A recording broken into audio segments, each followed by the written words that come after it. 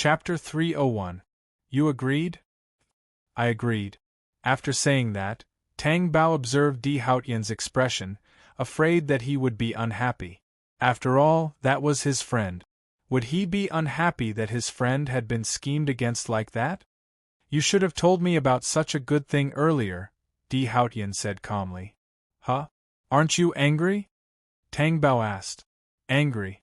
You seem to have forgotten what I told you. Di Haotian began to interrogate her and looked at her coldly. Tang Bao took a step back and asked, What did you say? Then tell me, how are you going to lure Gu Linshan out? Tell me. Di Haotian's face didn't show whether he was angry or not. That. I haven't thought about it yet. In fact, Tang Bao had already thought about it. Anyway, didn't Gu Linshan tease her all day long? Then she would flirt with him back. Anyway, it wouldn't be for real. However, Tang Bao knew very well that in front of the domineering Di Haotian, even if it wasn't for real, it was still unforgivable. She wasn't that stupid, and she didn't want to see the sun rise tomorrow. Di Haotian glanced at her coldly. Tang Bao pursed her lips guiltily and blinked her watery eyes innocently. Di Haotian retracted his oppressive gaze and said, I'll drug him. Tang Bao was surprised. Why? Di Haotian looked at her with a dark and scary gaze. He will find out if you drug him, and I've been waiting for this day for a long time. During the last fight, Di Haotian couldn't vent his anger at all. To him, physical pain was not enough to torture a person. Could Tang Bao say that friends were meant to be tricked? She had always thought that Gu Linshan was flirting with Di Haotian's wife, and trying to steal his woman. Di Haotian was really unlucky to have made such a friend. Now, he felt that both of them were terrifying. It was as if they were enemies. Sure enough, the more powerful a person was, the more perverted their way of doing things would be. When will it be? Tonight. Tang Bao was stunned. Di Haotian couldn't wait any longer.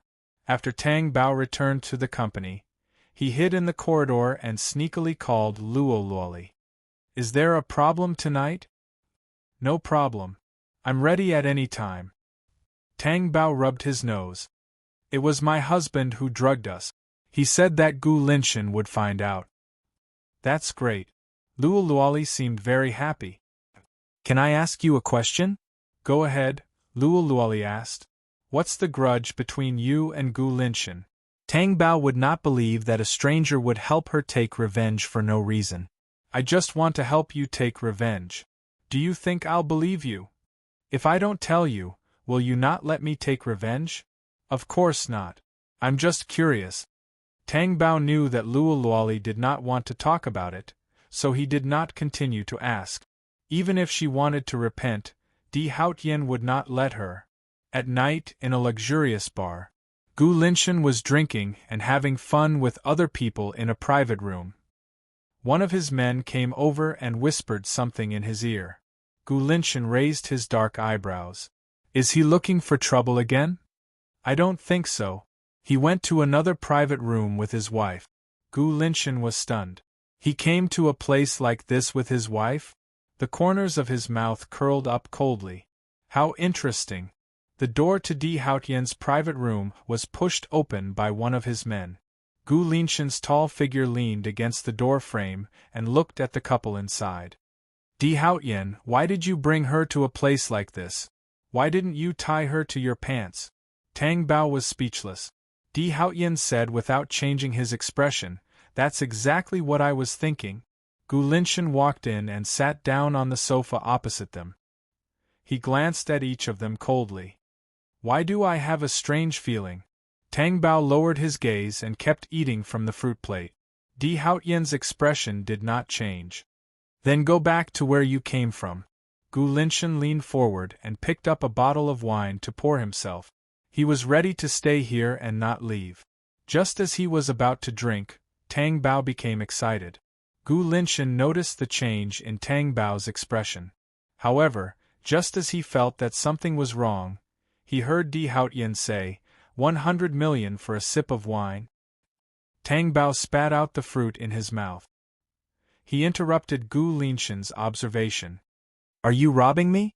The wine in your glass is worth that much, Di Hautian said. Then I'll owe you, Gu Linshan said. He tilted his head back and drank the wine in one gulp. Tang Bao saw that there was not a drop left. Di Hautian was still the best. She had almost exposed herself just now. Fortunately, Di Hautian had spoken. Sure enough, if she and Luoluoli had been the ones to plot, they would have been exposed. Your man is right beside you. Isn't it inappropriate for you to stare at me like that? Gu Linshan leaned back in his chair and looked straight at Tang Bao.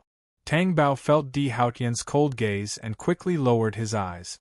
She did not have any other intentions.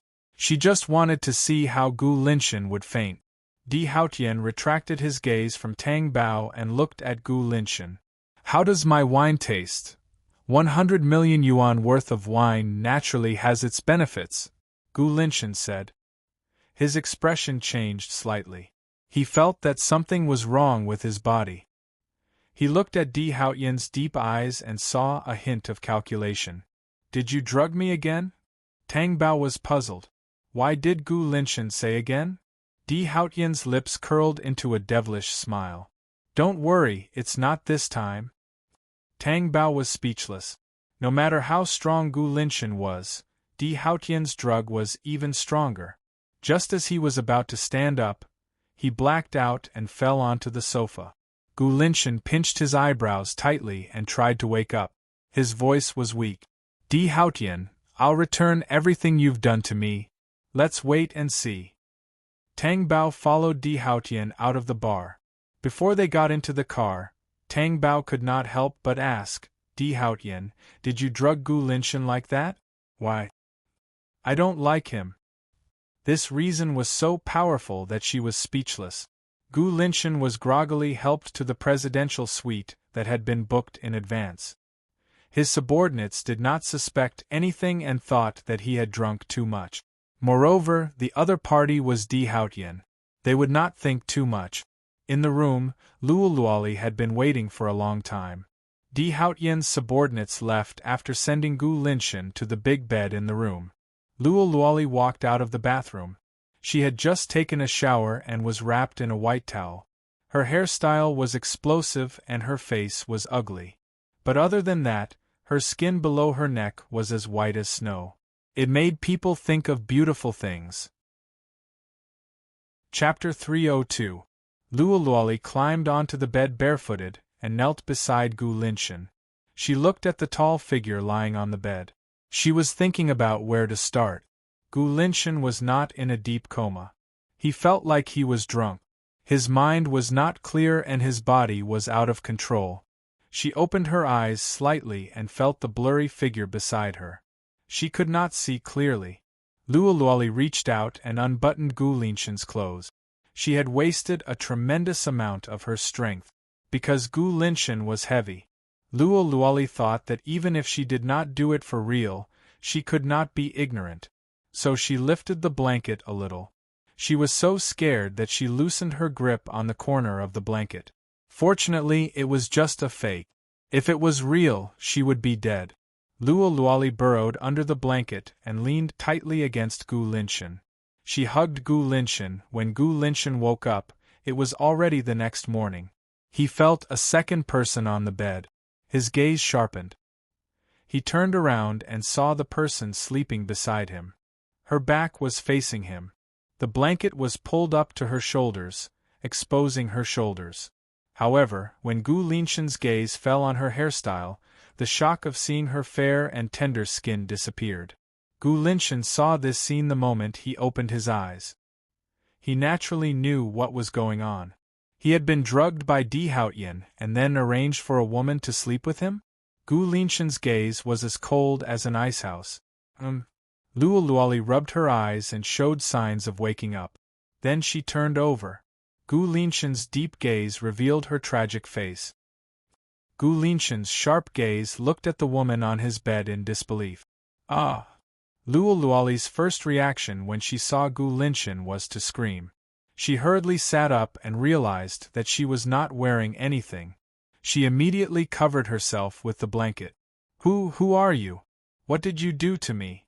What did you do to me? Gu Linshan's gaze was no longer just an icehouse. It was full of viciousness and his entire body was emitting a gloomy aura. This was the woman Di Haotian had found for him? Gu Linshan wanted to say that Di Haotian had achieved his goal of revenge. He wanted to kill someone. Who are you? Do you know that I have never had a boyfriend? How could you bully me like this?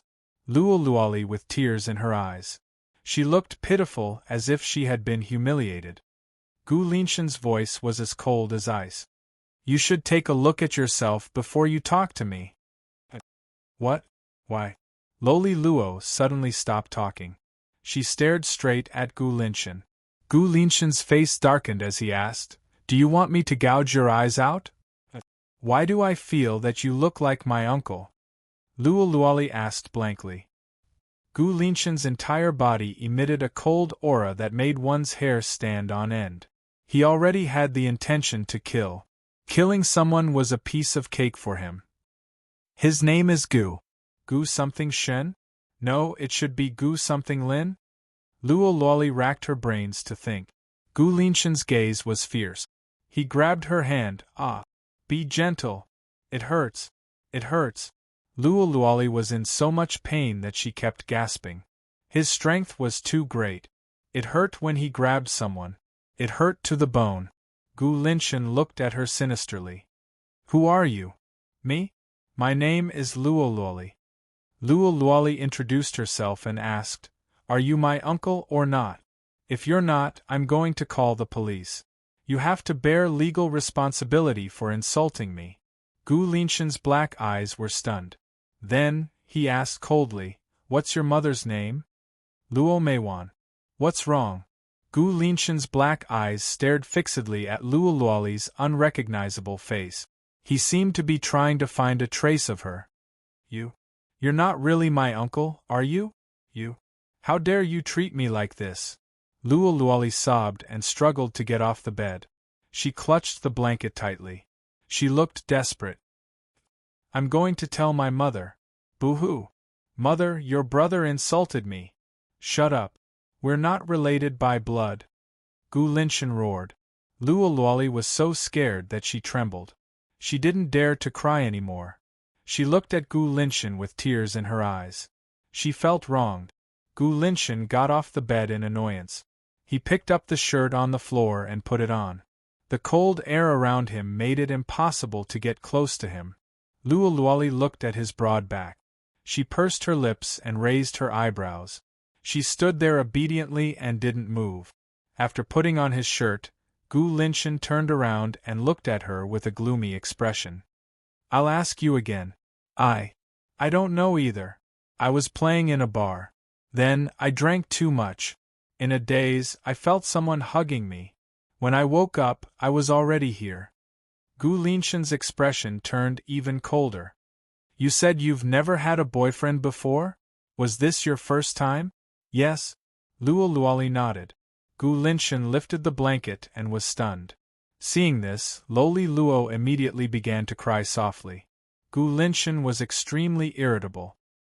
He had no memory of what happened last night. Little uncle, woo-woo. Loli Luo was extremely sad. You don't have to call me little uncle. We're not related by blood. Gu Linshan shot a cold look at Luo-Luoli. In a few strides, he was in front of Luo-Luoli. Luo-Luoli picked up the blanket and distanced herself from the scary Gu Linshan. She was extremely agitated. I'm going to tell my mother. Not only did you insult me, but what else do you want? How am I going to face anyone in the future? Gu Linshan really wanted to strangle Luo-Luoli. Gu Linshan pointed at the door. Get out of my sight immediately. Little uncle, call me that again and I'll cut your tongue off. Luo-Luoli bit her lip. This action made her face even more ugly. However, under Gu Linshan's gloomy pressure, she still picked up her clothes from the floor and ran to the bathroom. Luo-Luoli was so frightened that she almost collapsed on the floor when she entered the bathroom. She didn't know if she had been fooled. She had already put on a good show. She had even pinched herself into pieces of red marks. Chapter 303. Luo walked out of the bathroom in her rustic clothes. Gu Linshan's face turned even colder, and the atmosphere became even scarier. Seeing that Gu Linshan was not to be trifled with, Luo eyes darted around, and something flickered in them. Seeing that Gu Linshan had no intention of speaking, she took the initiative and said, "Don't you have anything to say to me? Why don't you give me some money?" Gu Linshan looked at her coldly. "I'm not blackmailing you. I don't want much. Why don't you give me $100? Gu Linshan looked at her coldly. Luo waved her hand and said, "Forget it, I'll just take it that I'm unlucky." With that, she walked out of the suite in low spirit. She left. Gu Linshan's expression did not improve, and his eyes were still gloomy. He opened the door and ordered his men outside. "Follow her in secret?" "Yes." Gu Linshan walked out of the suite, left the hotel, and got into the car. The car drove away. Gu Linshan sat in the back seat, his eyes dark. Luo Meijuan's original name was Gu Xianglin. She was the adopted daughter of the Gu family and his eldest sister. When she was 18, she eloped with another man and got pregnant. At that time, the head of the Gu family, who was his father, was furious. He chased Gu Xianglin out of the Gu family and forbade her from using the name Gu Xianglin. In the end, Gu Xianglin did not look back. She resolutely left with the man outside. When she came back, it was already 5 years later. The man she had to marry had another woman not long after she gave birth to the child. He even used domestic violence.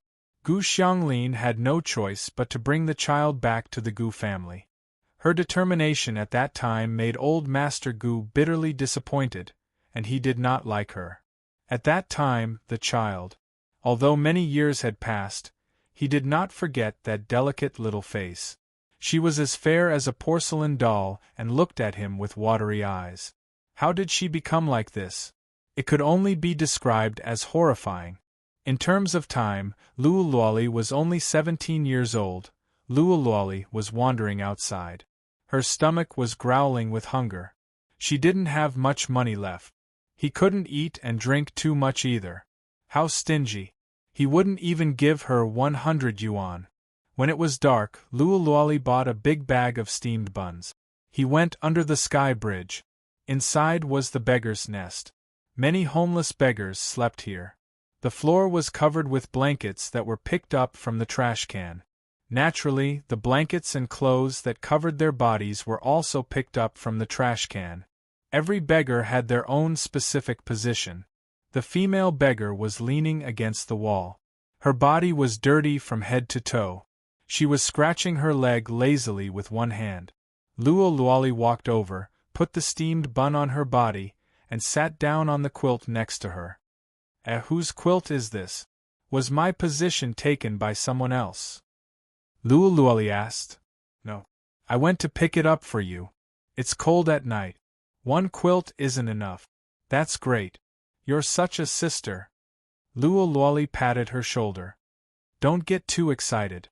I just went to look for clothes and saw a quilt, so I picked it up for you. In terms of begging, you definitely don't have as much experience as I, Red 7. Red 7 took a big bite of the steamed bun and nodded. This steamed bun is fragrant and delicious. Isn't it fragrant? Eat more. Luo also took a steamed bun and nibbled on it. By the way, you haven't been around all day. Did you go begging? How much did you get? I didn't get a single cent. Luo chewed on the steamed bun and said unconvincingly, the other party is also a big financial backer. I'm telling you, you don't have much experience in this area. The more you look at the rich person, the harder it is to get. The next time you beg, look for a couple walking on the road or an elder with a child. These are the easiest to beg. Because parents want to teach their children to be loving. Do you understand? Red 7 said. What you said makes a lot of sense. Luo thought of Gu Linshan, that stingy bastard, and was filled with hatred. Fortunately, nothing happened between them. Otherwise, she would have suffered a huge loss. However, she couldn't possibly be serious. Luo sighed. As night fell, Even beggars needed to sleep. At night, the Luoluali's bed was next to Hong Chi's, and below her was a male beggar. It was easy for the wind to get in under the sky bridge, so they had to curl up under their blankets at night. Luoluali curled up under the blanket and quickly fell asleep. The other beggars also began to fall asleep. The beggar, who was supposed to be asleep, raised his head and saw that Lolili was already asleep. He reached out his hand and quietly touched Luoluali's quilt. Luoluali was in a deep sleep, completely unaware that a hand was approaching. Just as his hand reached under the blanket, but before he could reach the Luoluali, a shadow shrouded over him. The male beggar's body trembled, and he felt a chill run up his spine. He slowly raised his head, and when he met the pair of gloomy and terrifying black eyes, he was so scared that he didn't dare to move.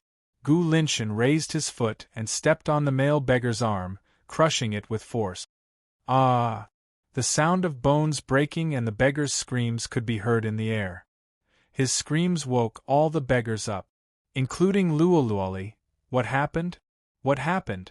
Luoluali looked at Gu Linshan, who suddenly appeared under the bridge, in astonishment. His tall and straight figure was so scary at this moment, and his face was full of malice and ferocity. He stepped on the male beggar's arm and kept crushing it. The male beggar was still screaming in pain. His screams echoed in the empty bridge. What was going on? Why was Gu Linshan doing this to a beggar? When the beggar was in so much pain that he couldn't scream anymore, Gu Linshan released his foot and ordered his men, "Throw him into the river." The river was under the bridge, and he would definitely die if he was thrown into it. Luoluali couldn't believe that Gu Linshan appeared to take their lives. People like them were worthless in Gu Linshan's eyes. But Luoluali was different. She immediately stopped him. "Wait. Why are you doing this? Did he do something wrong?"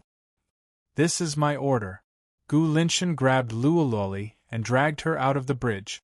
Hey, what are you doing?" Luoluali wanted to break free, but the grip was too strong. The more she struggled, the more her wrist hurt. "Little uncle, what are you doing?" "Little uncle?" Luoluali had forgotten that she couldn't call him little uncle, but what else could she call him? Luoluali was thrown into the car. She sat in the car and looked at Gu Linshan, who also got into the car. After the door was closed, the car drove away. Luoluali was confused about her current situation. Wasn't he the one who made her disappear? What was the situation now? "Call your mother now." Gu Linshan threw the phone to her. Chapter 304. Do I have to repeat myself? Gu Linshan said coldly. Luoluali muttered in her heart. Of course she had to ask for the reason. Otherwise, who knew what he was going to do? Luoluali pressed a number and dialed it. The call was quickly picked up and Luo Meijuan's voice came from the other end. "Who is this?" "Mom, it's me." "Luoluali?" Luo Meijuan asked anxiously. "Where are you now? How could you run out without saying anything?" "What do you mean by without saying anything?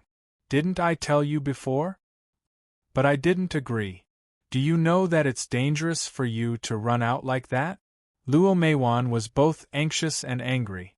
Luoluali bit her lip and glanced at Gu Linshan. She hesitated for a moment before saying, "I'm fine. I'm with Uncle." "What? You really went to look for him? Didn't I tell you not to go? Where is he?"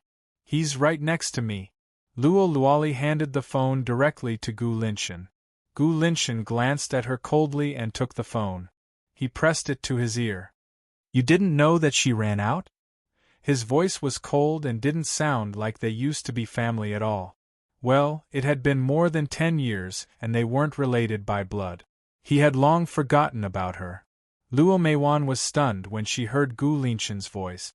She hesitated for a moment. Because they hadn't contacted each other for more than 10 years, this voice was still unfamiliar to her. "Linshan, is that you? I'm sorry to have caused you trouble." "She did tell me. I didn't agree, but she still ran out," Luo Meijuan said regretfully. "I didn't teach her well." "How long has she been out?" Gu Linshan asked Luo Meiwan, but his eyes were still on Luo Luoli. Luo Luoli turned her face away and pretended to be innocent. About a month. Come and take her back now. Gu Linshan's tone was firm. Linshan, even if I bring her back, she will run away. This was not the first time she had run out. I don't know what to do. Luo Meijuan's voice was choked with sobs. She's in her rebellious phase now. She won't listen to anyone. Linshan, can I ask you a favor? Can you let her stay by your side for a while?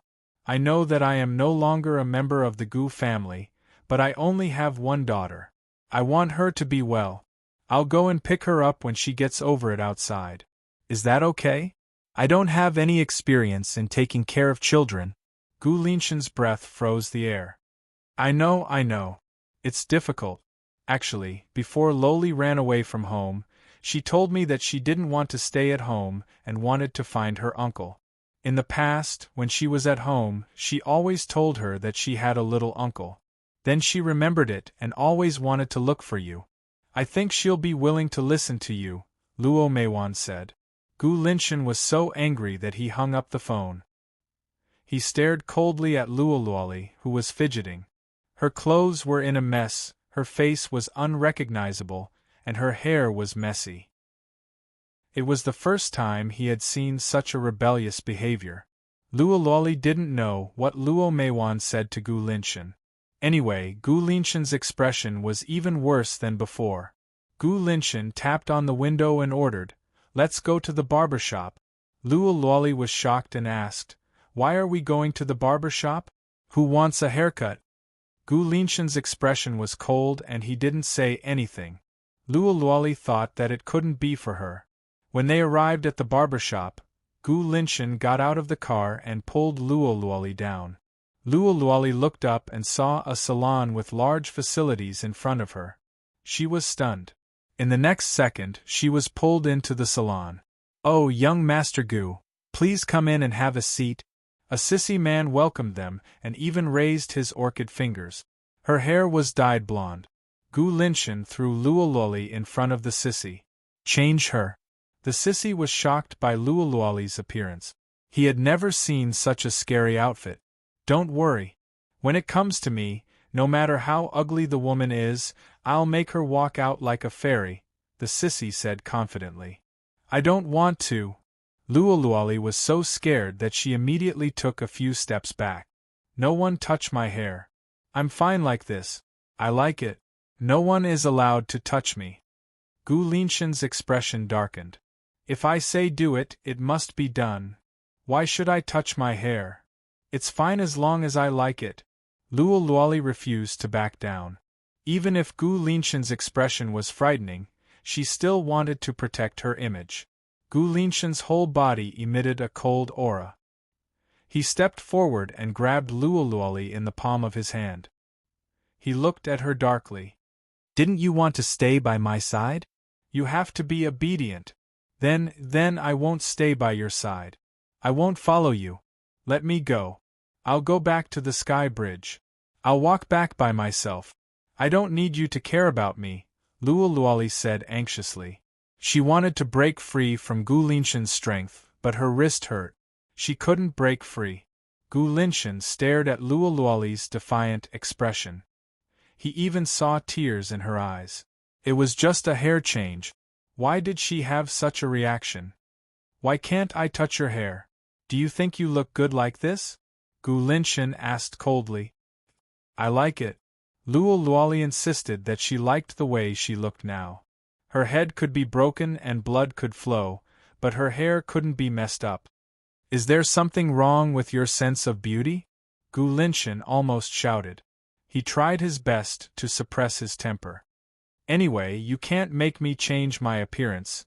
Gu Linshan wanted to continue, but he found that the hand holding her was trembling. Luo Luoli's eyes were not only filled with regret, but also fear. Gu Linshan thought that she was afraid of him at first, but it was obviously more than that. "I beg you, don't change my appearance. Can you? I can promise you anything else." "Little uncle, I beg you." Luo Luoli's tears fell as she spoke. She was so pitiful and helpless. Gu Linshan let go of her hand. I won't force you today. But if you want to stay by my side, you better think carefully about whether you want to change your makeup.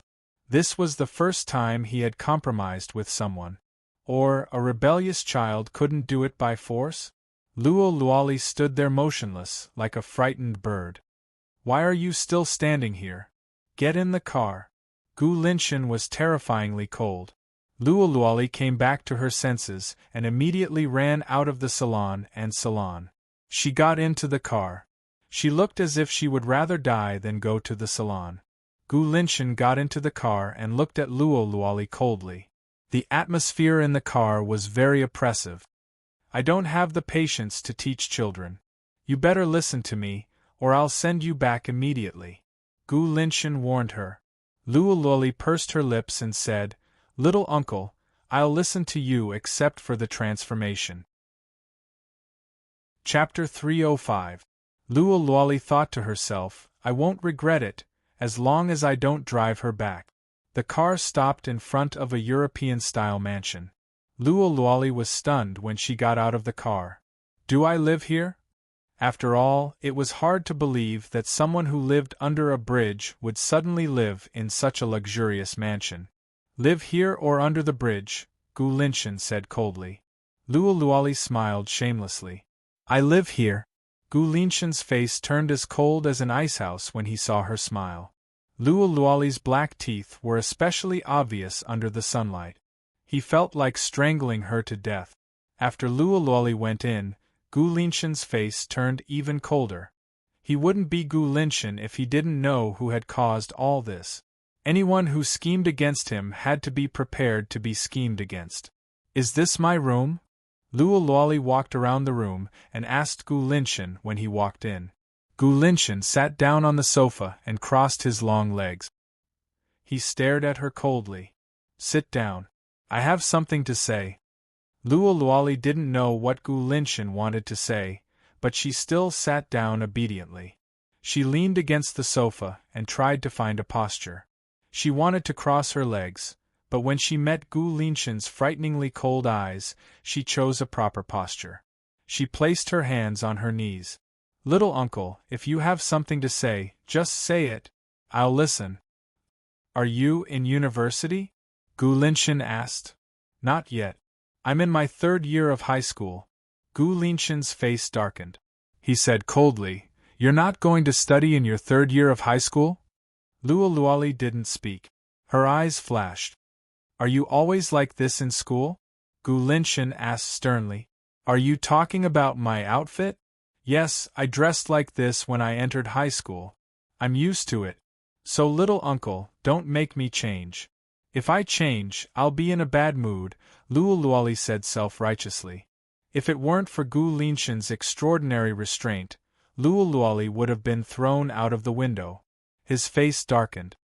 I'll only take you in for a while. When the time comes, you'll go back obediently. Little uncle, can't you let me stay here? No. You're so heartless. After all, I'm your niece. Lowly Luo pouted, her expression indifferent. Gu Linshan looked at her coldly. Let me tell you first, I don't like to take care of children. Before my patience runs out, you should think about when to leave. With that, Luo was as if she was a child, and looked as if she Would she really be chased away by Gu Linshan?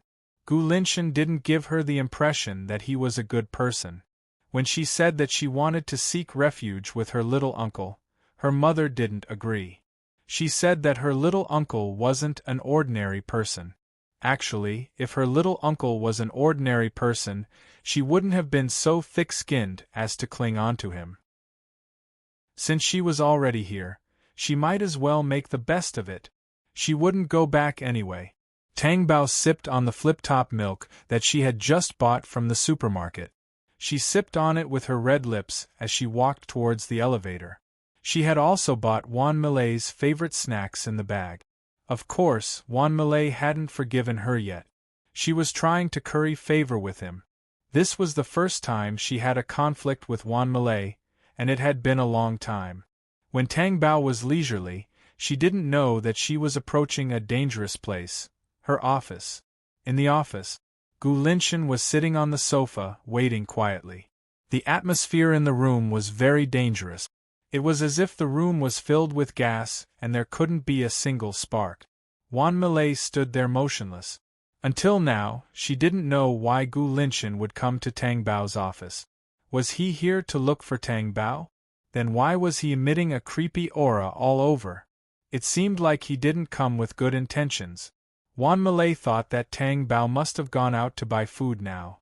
If she didn't go out to buy food in the afternoon, she would feel uncomfortable all over. If Tang Bao came back at this time, wouldn't he coincidentally bump into Gu Linshan? Forget it. The young master and Tang Bao were already married. It would be best if Tang Bao didn't have anything to do with Gu Linshan. Therefore, Wan Milei wanted to sneak out to inform Tang Bao. However, just as she moved her feet, "Where are you going?" Gu Linshan's gaze was always elsewhere as he asked. "I'll get you a glass of water." "You'd better stay here," Gu Linshan said coldly. Wan Milei stood there and didn't dare to move.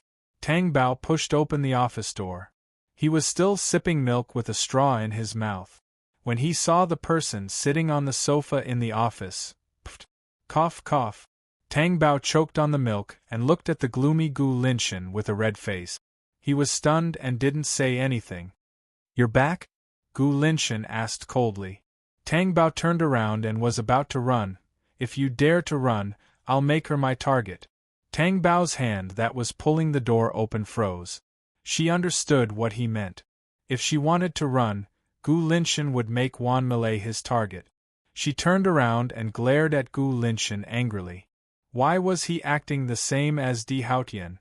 When he forced her to marry him, Di Haotian had ordered his men to hold a gun to Wan Milei's head.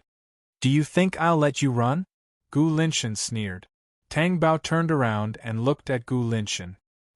He pressed his back against the door and asked nervously, "What are you trying to do? Why do you think I'm here?" Gu Linshan's dark eyes became sinister. Tang Bao obviously knew why he was here. He said confidently, "You can't blame Di Haotian and me.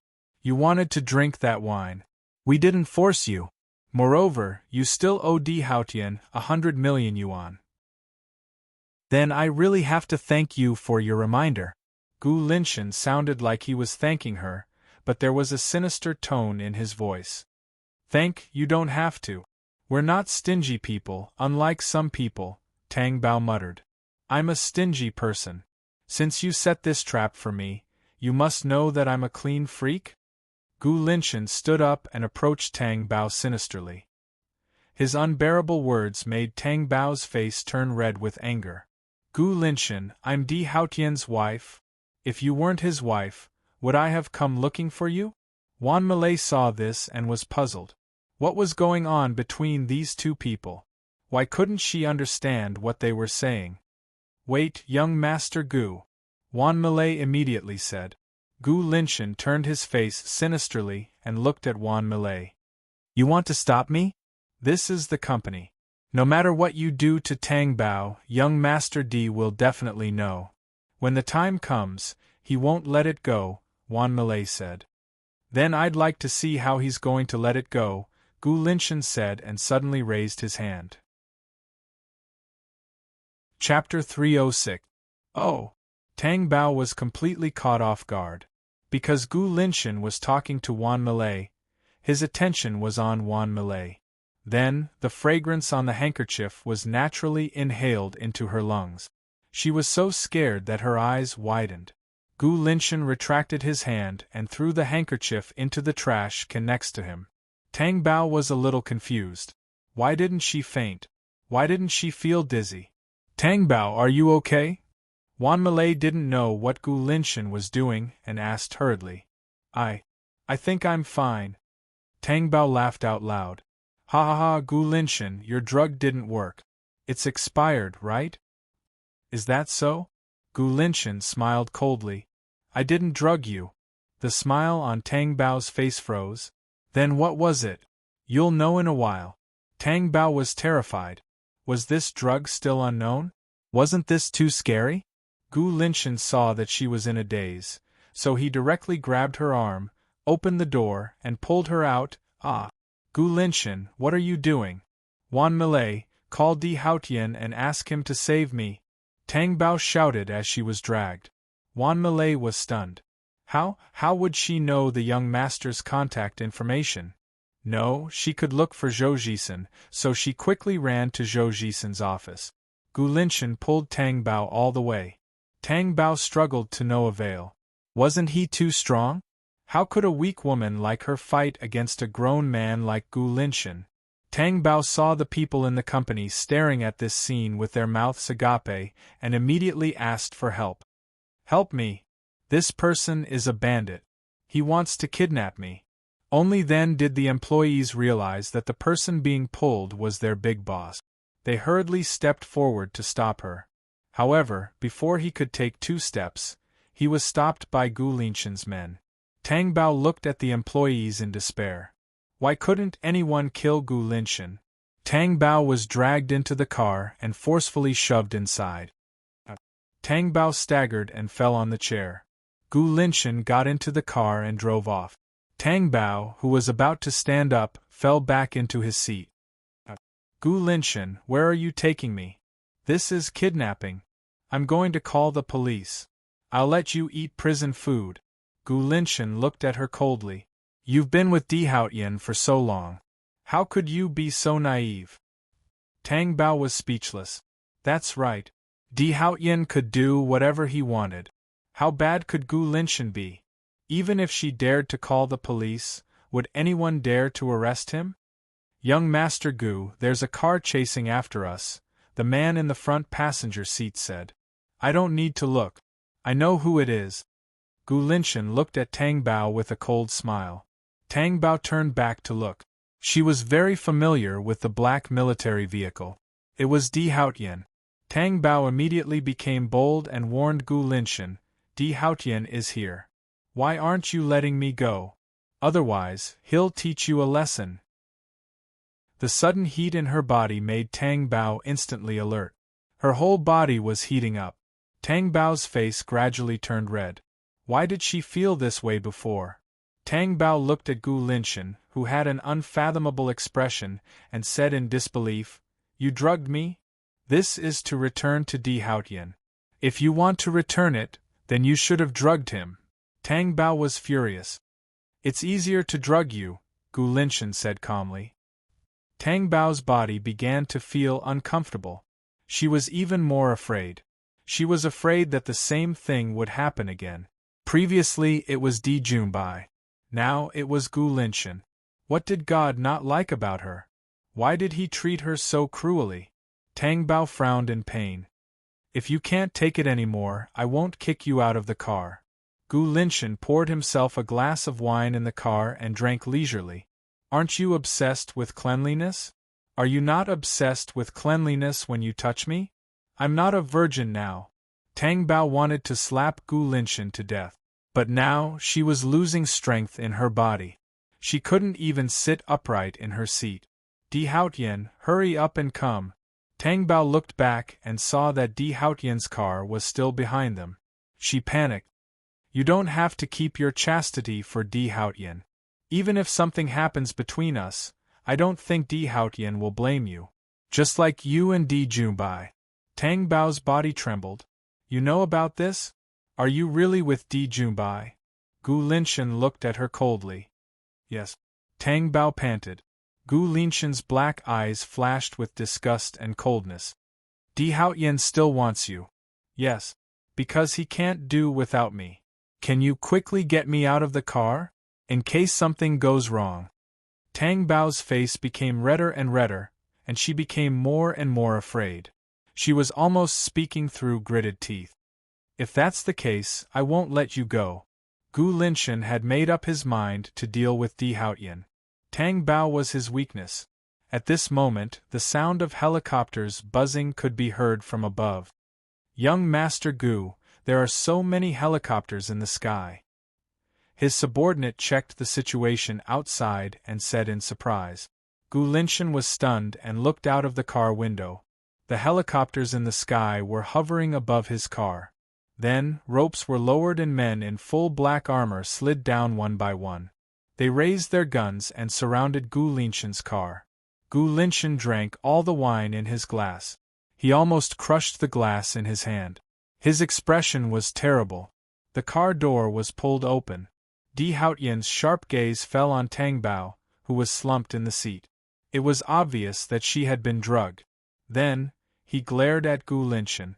Gu Linshan said unhurriedly, "I've really miscalculated." "It's not that you miscalculated. It's just that I have the final say in D City." Di Haotian pulled Tang Bao over and picked her up. Then, he turned around and went back to his car. Tang Bao was in a daze. Her eyes were unfocused. Bao. Di Haotian's black eyes were sharp and deep. Because of the lesson from the previous incident, it had taken root in her heart. Therefore, she avoided him in fear. Di Haotian held her body tightly and clamped her shoulders. "Bao, look clearly at who I am." Tang Bao tried to focus her unfocused eyes. The blurry figure in front of her had a familiar outline. Di Haotian. Chapter 307. After Di Haotian finished speaking, he hugged her and pressed her forehead against his. Tang Bao felt the cool touch on her forehead. It was very comfortable and made her feel cool. However, her remaining rationality made her break down and resist, shaking her head. "What's wrong?" Di Haotian asked. Are you really Di Haotian? I'm afraid that you're not. I almost did something wrong to Di Haotian. Even if I'm really drugged again, I don't want to be touched by anyone other than Di Haotian. Please tell me, don't lie to me. If you're not Di Haotian, don't touch me," Tang Bao said. Tears dripped down her face one by one. Her words were also intermittent. It was obvious that she was using all her rationality to resist the raging effects of the drug in her body. After speaking, she immediately bit her hand tightly with her teeth. Di Haotian knew that she was feeling very uncomfortable now. But at this time she said such words. These words softened Di Haotian's tough heart. "Do you still remember the 3 obedience and 4 virtues?" Di Haotian asked in a hoarse and low voice. Tang Bao was stunned. The 3 obedience and 4 virtues. Di Haotian's requirements for her. At this moment, she could not completely understand the contents in her mind, but she knew that this was Di Haotian's tyrannical plan for her. These were all deeply ingrained in her mind. And no one else knew. "Di Haotian, it's really you. That's great."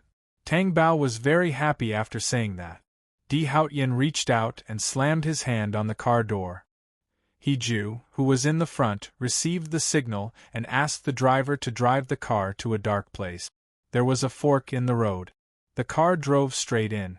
The driver, He Ju, and the other bodyguards disappeared without a trace in an instant. Di Haotian directly carried Tang Bao and put her on the seat. The air was cold, but the inside of the car was like a fire cage. When Tang Bao woke up, he was already on the big bed in the room in the castle. She was about to collapse. It was as if he didn't know when today had happened. When she regained consciousness, she felt the person behind her hugging her tightly. He didn't need to turn around to know who it was.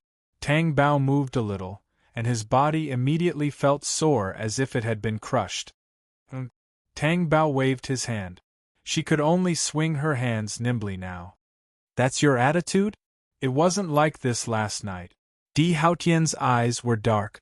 "That's pardonable. That's normal." Di Haotian's black eyes were filled with evil. Tang Bao could not win the argument and flew into a rage out of humiliation.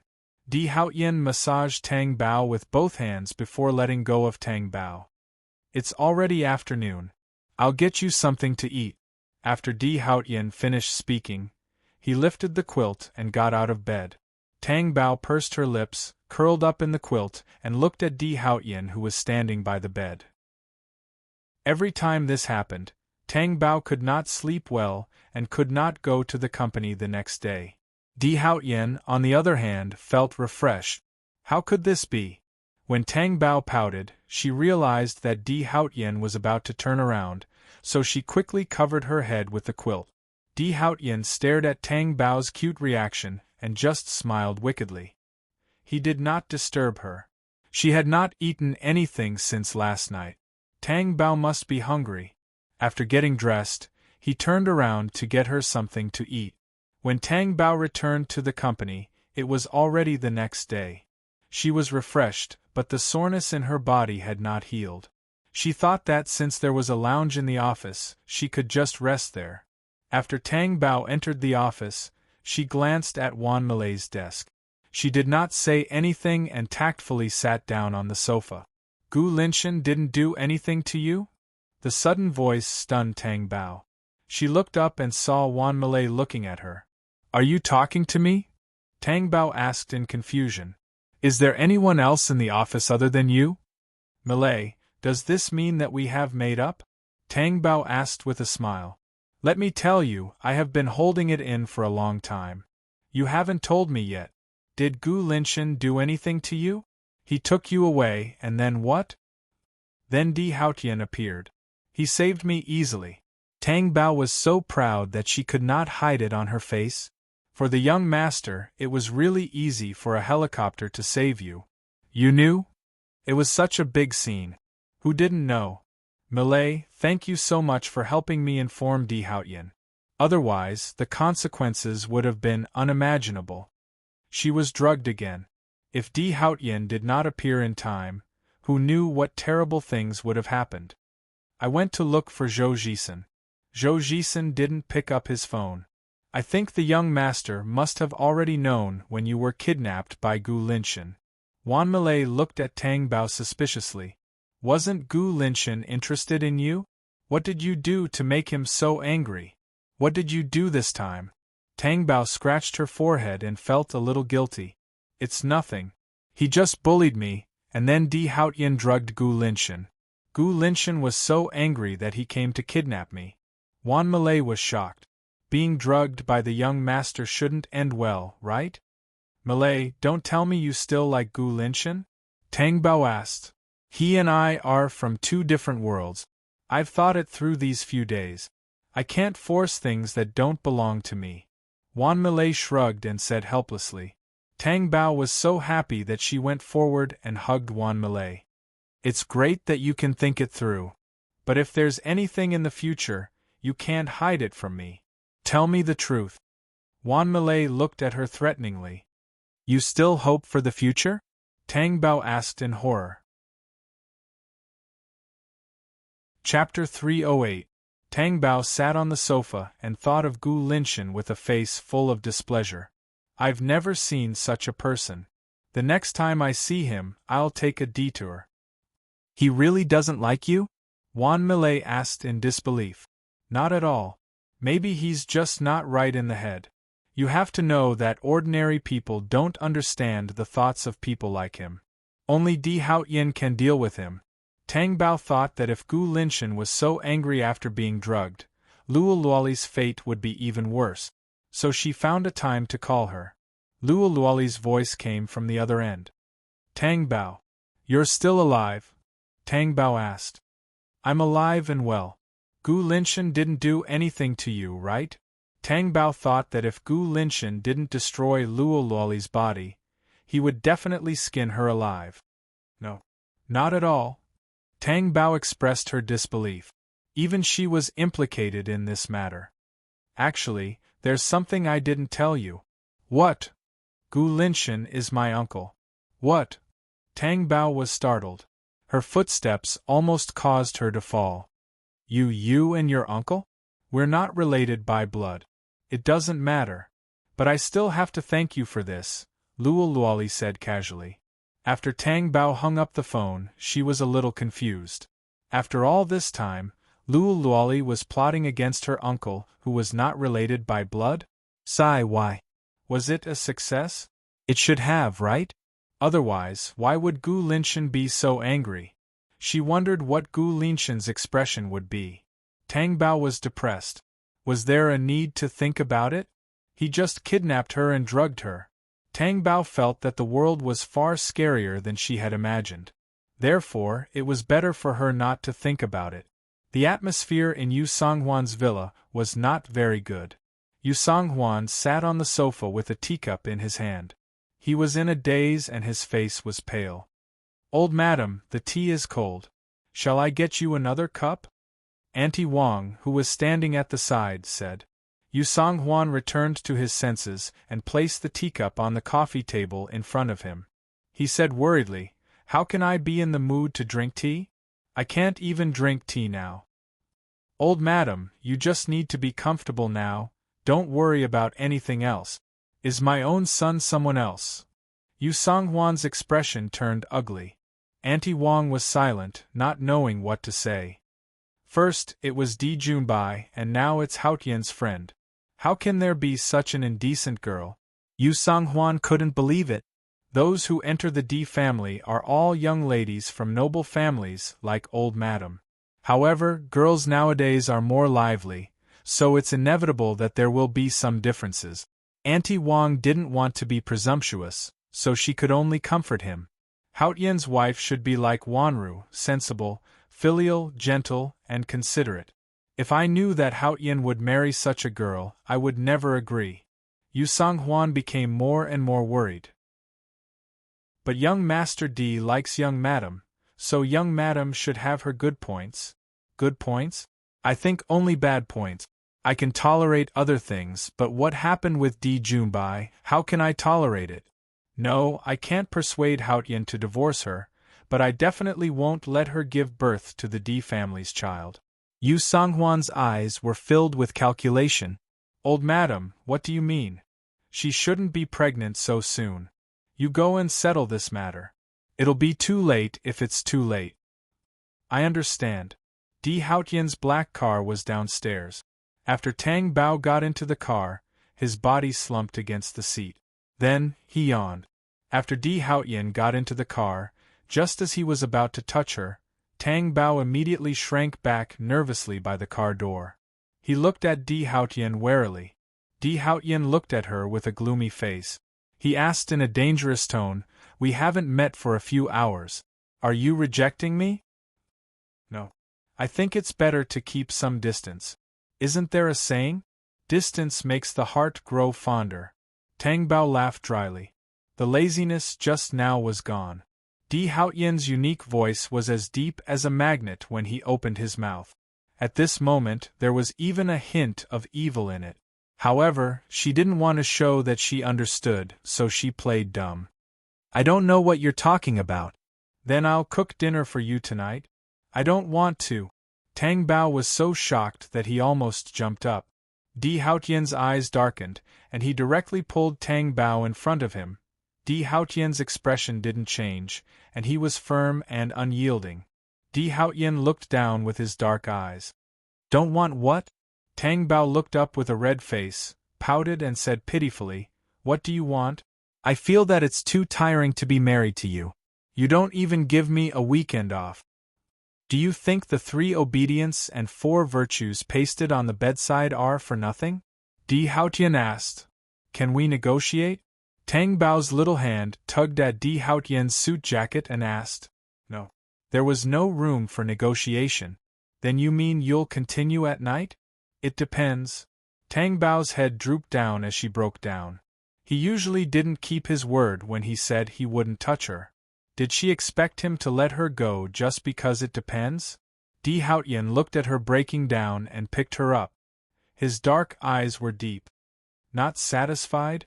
I don't trust your words at all. Tang Bao looked at him gloomily. Didn't you see that I was so weak when I came down from the company? I don't know where you get so much strength. It seems like you can't use it up no matter what.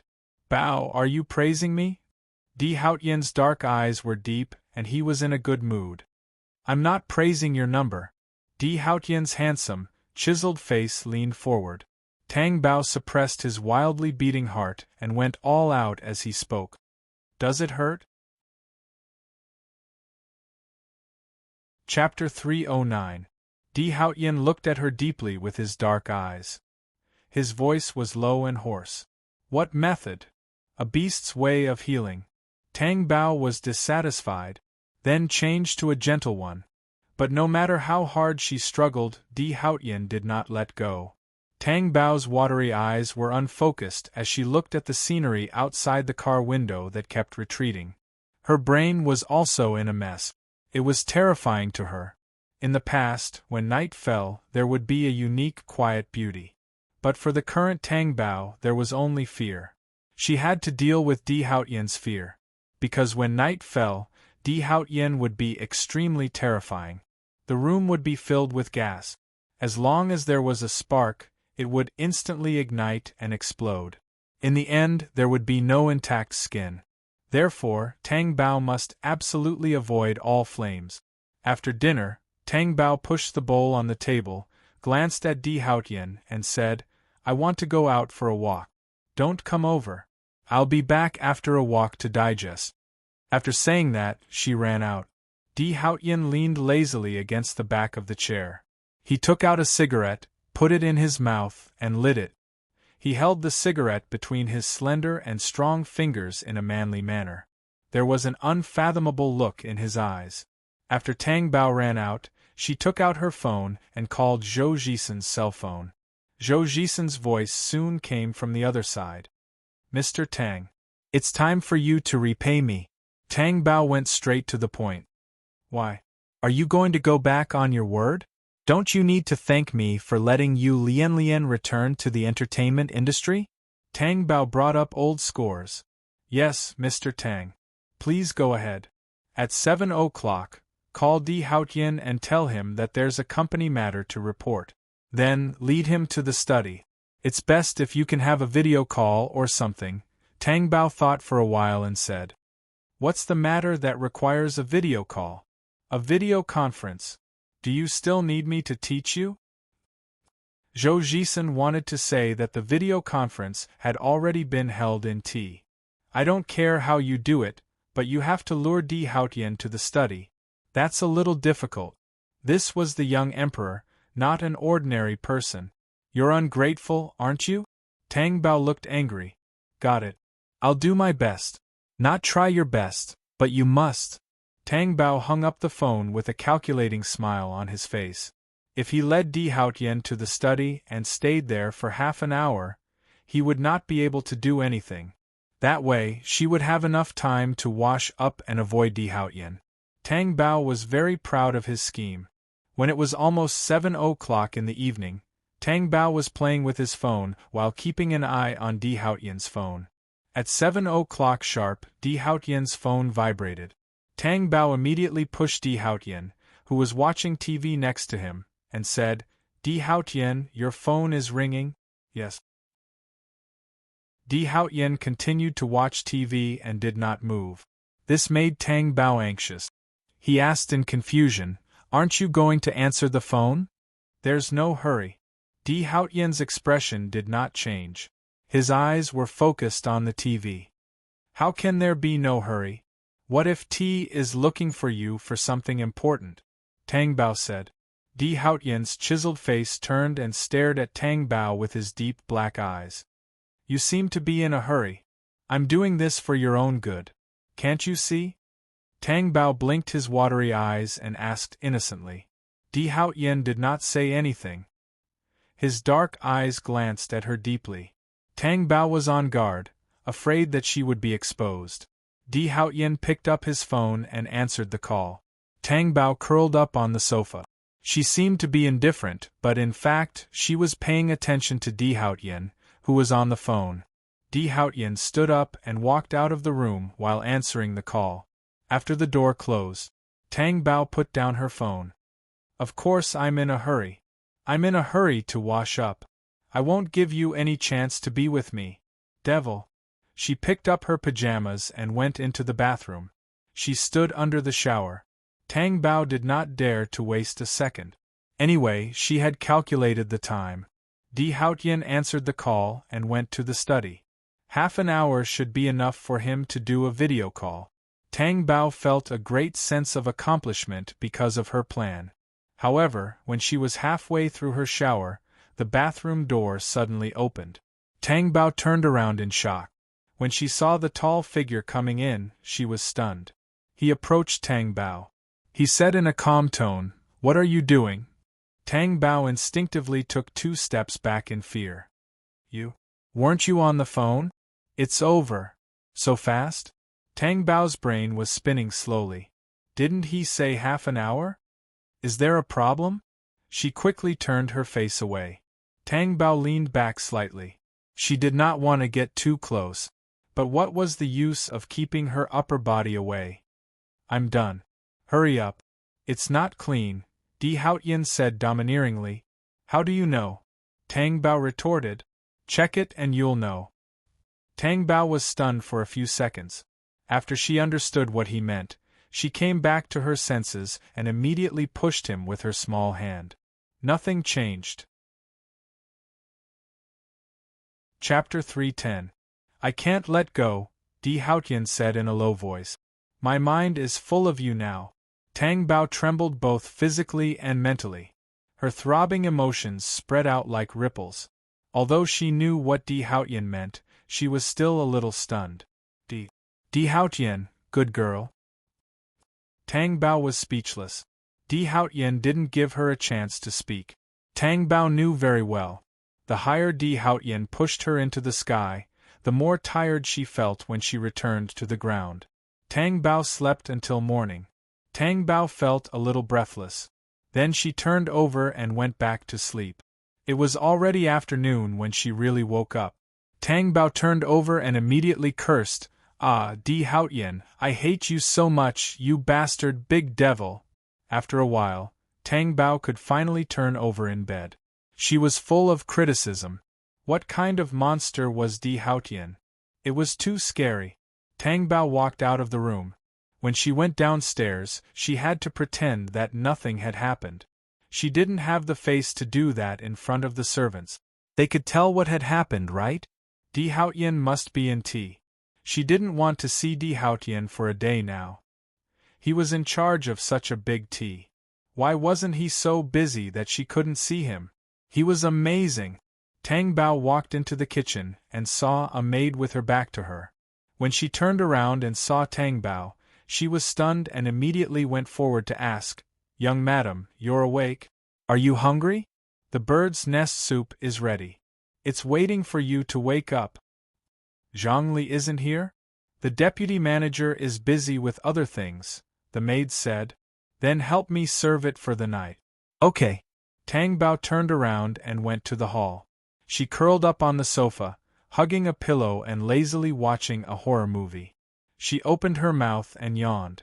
His eyes were hazy with tears. Young madam, are you awake? The bird's nest soup is ready. Zhang Li walked into the hall after finishing his work and said to Tang Bao when he saw him. Before the Tang Bao could say anything, the maid had already brought the bird's nest soup over. After Tang Bao took over, he said, Zhang Li, come and watch a horror movie with me. Young madam, I remember that I haven't finished my work yet. I'll continue. After Zhang Li finished speaking, he immediately left. Tang Bao was stunned. Why did he run so fast? What's so urgent? The Tang Bao stirred the bird's nest soup with a spoon and took a sip. It was still delicious as always. Then, he drank it all the night. Young madam, do you want more? I want to eat assorted noodles. Yes, I'll ask the kitchen to do it. The maid then left with the empty bowl. Anyway, as long as Di Haotian was not around, she could maintain her calm mood. Just as the Tang Bao was kneeling by the coffee table, eating noodles and watching a horror movie, Di Haotian came back. The Tang Bao looked straight ahead and pretended not to see him. His tall figure walked towards the Tang Bao and sat down on the sofa. He stared at the cute Tang Bao and said in a low voice, Just woke up? Yes. The Tang Bao ignored him. Of course, Di Haotian could see the Tang Bao's displeasure. He knew why she was angry. His dark eyes flashed. He pulled the Tang Bao's people up and sat them on the sofa. What are you doing? The Tang Bao's beautiful brows furrowed. He was very dissatisfied with Di Haotian's domineering behavior. Di Haotian took the noodles, waved his chopsticks a few times and said, I'll feed them. I can eat by myself. It's not like I don't have hands, the Tang Bao said unhappily. You have to lower your head when you eat by yourself. You don't need me to feed you. You can just watch TV, Di Haotian said. The Tang Bao thought about it and felt that it was true. When she ate by herself, she lowered her head for a while and raised her head for a while. She missed some subtle scenes. Previously, there was a scene where she did not pay attention to what she said while eating noodles. She had to repeat it again. I allow you to feed me, but it doesn't mean that I forgive your behavior last night, the Tang Bao said proudly. Of course, after Di Haotian responded, the Tang Bao opened her mouth and ate the noodles that were handed to her. This time, she did not even need to do anything. Her two black grape-like eyes were staring at the TV. When the noodles touched her mouth, she just needed to open her small mouth. Soon, the noodles were all eaten. The bowl was taken away. After eating the noodles, the Tang Bao immediately moved away from Di Haotian. She felt that Di Haotian was much scarier than horror movies. Come here. Di Haotian frowned. I won't. The expression on Di Haotian's face immediately turned cold. The Tang Bao was speechless. She only felt that the atmosphere in the hall had become oppressive and cold. It made the Tang Bao feel as if she was floating in the cold wind. The Tang Bao bit her lip and weighed her options. In the end, she could not resist Di Haotian's oppressive aura and sat back down. Di Haotian hugged her waist and let her lean into his arms. His voice was low and hoarse. Yes. The Tang Bao did not have to hide it at all. Not now. The Tang Bao's little heart throbbed. However, the more it was like this, the more terrified she was. Di Haotian's pair of sharp black eyes looked through the wet ends of his hair and looked at the Tang Bao who was standing in the corner. Bao, don't stand there like a girl who made a mistake. Come here. Di Haotian's black eyes were extremely beautiful. In the eyes of the Tang Bao, he was the ultimate demon. I won't. The Tang Bao shrank in the corner like an innocent lamb. What's the use of you standing there? Di Haotian asked calmly. I. The Tang Bao looked left and right. She really could not escape. Then, in despair, she climbed up the window. Di Haotian. The windowsill was not high. The Tang Bao climbed up easily. She held onto the wall with both hands and said angrily to Di Haotian, if you don't keep your promise tonight, I'll jump down. Anyway, I'll die by your hands sooner or later. It's really unwise to marry you. Tang Bao knew that there was a transparent ointment. She did not know what it was. She thought that it was to prevent injuries.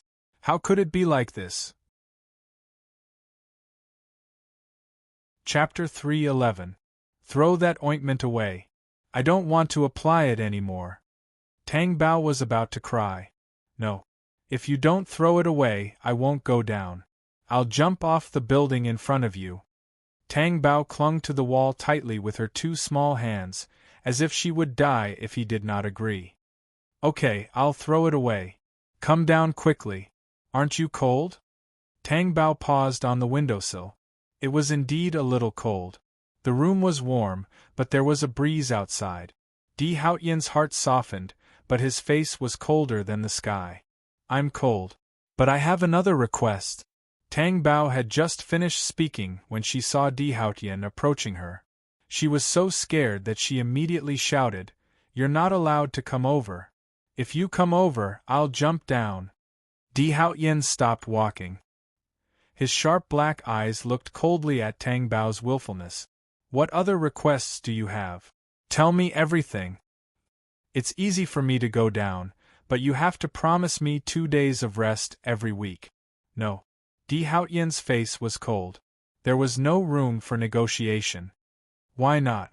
You're too domineering. Tang Bao cried and complained miserably. No matter what, no, give me 2 days of rest every week. It's just 2 days. Why can't you make an exception?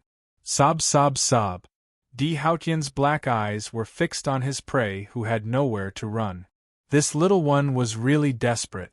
She even climbed out of the window and jumped off the building. Was he being too much?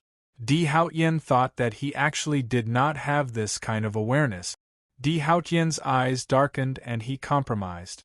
I can let you have 2 days off. Really? Tang Bao was delighted. Jumping off a building was still effective? No matter what she said before, it was useless. I'll have 2 days off every week. As for the other 5 days, I'll make up for it on the rest days, Di Haotian said fiercely. The words that came out of his thin lips were merciless. Tang Bao was dumbfounded. Before she could recover from this blow, Di Haotian said again, I have the final say on the time and place. Tang Bao bit his lip and looked at the terrifying Di Haotian in horror. Was it worth it to agree to the weekend that she had always wanted? She got 2 days off, but she was also forced to give up a lot of other things.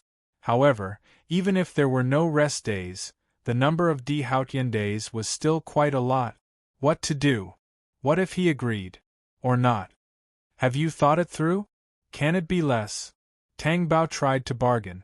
Seeing Di Haotian's expression change, she immediately said, People have to be picky and haggle when buying cabbages. Why can't I make a request? Bao, you better agree. Di Haotian looked at her calmly. Why must I agree? Tang Bao could also refuse. She felt that she had the upper hand now, and Di Haotian had to agree. Bao, look to your right. Di Haotian said. Why are you looking to the right? Are you trying to take the opportunity to pull me down? Tang Bao was not that stupid. The balcony is on the right. Even if you jump down, it won't be a problem. Di Haotian kindly reminded her with a devilish glint in his eyes. What? Tang Bao was stunned.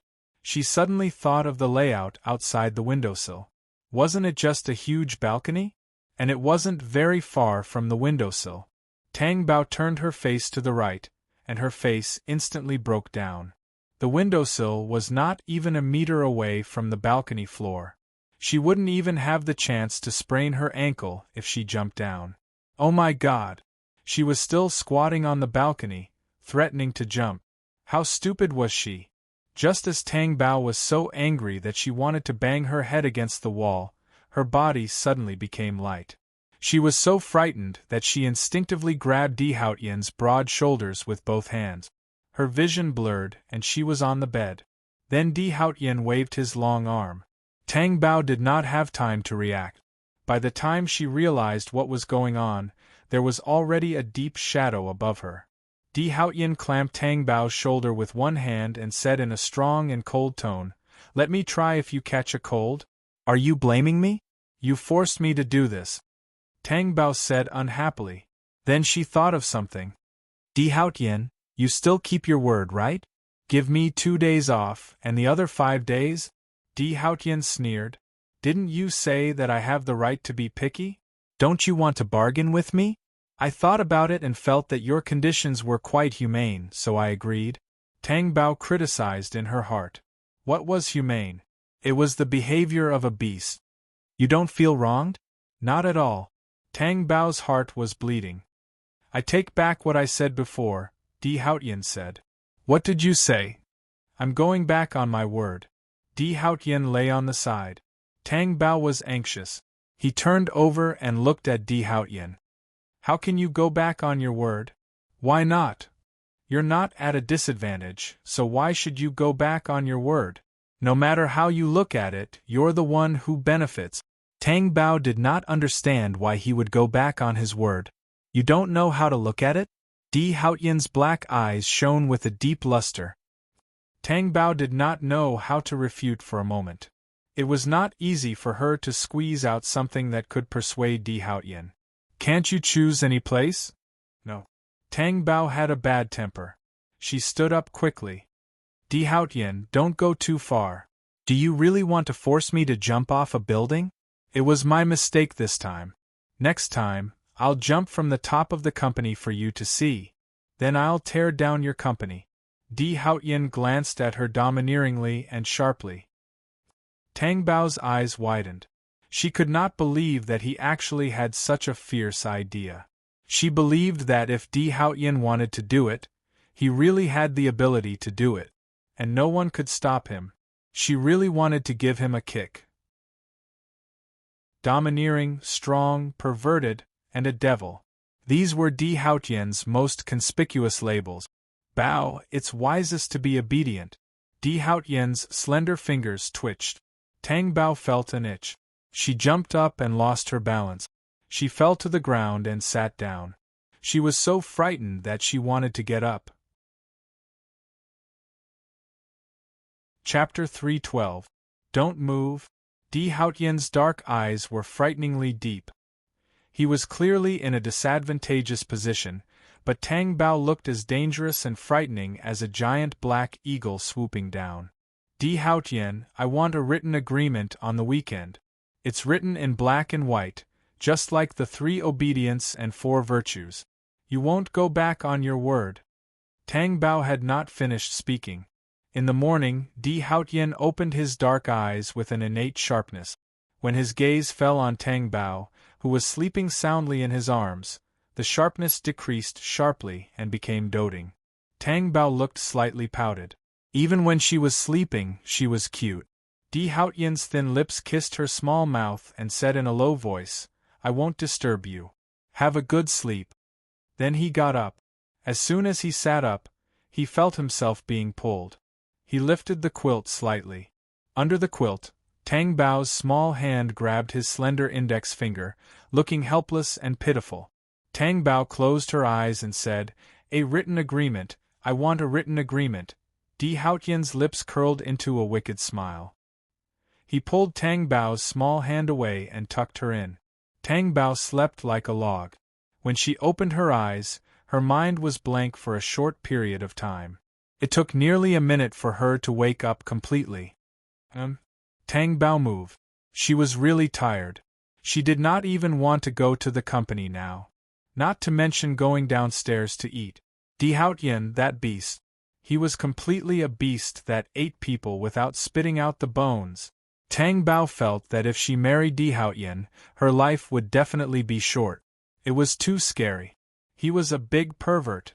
She was not even sure if she would fall because of lack of physical strength. Tang Bao curled up under the quilt and lamented her fate. She was glad that she did not need to manage the company. Otherwise, she would have lost a mountain of gold and silver. Then she would have let her father down. He's awake? Tang Bao's body trembled. He raised his head abruptly and saw Di Haotian sitting on the edge of the bed with food in his hands. Di Haotian, you didn't go to tea? How can tea be more important than you? Di Haotian's black eyes were locked on her little face. Tang Bao's little face suddenly heated up. He lowered his head and muttered, Is it really that important? The next second, Tang Bao sat up angrily.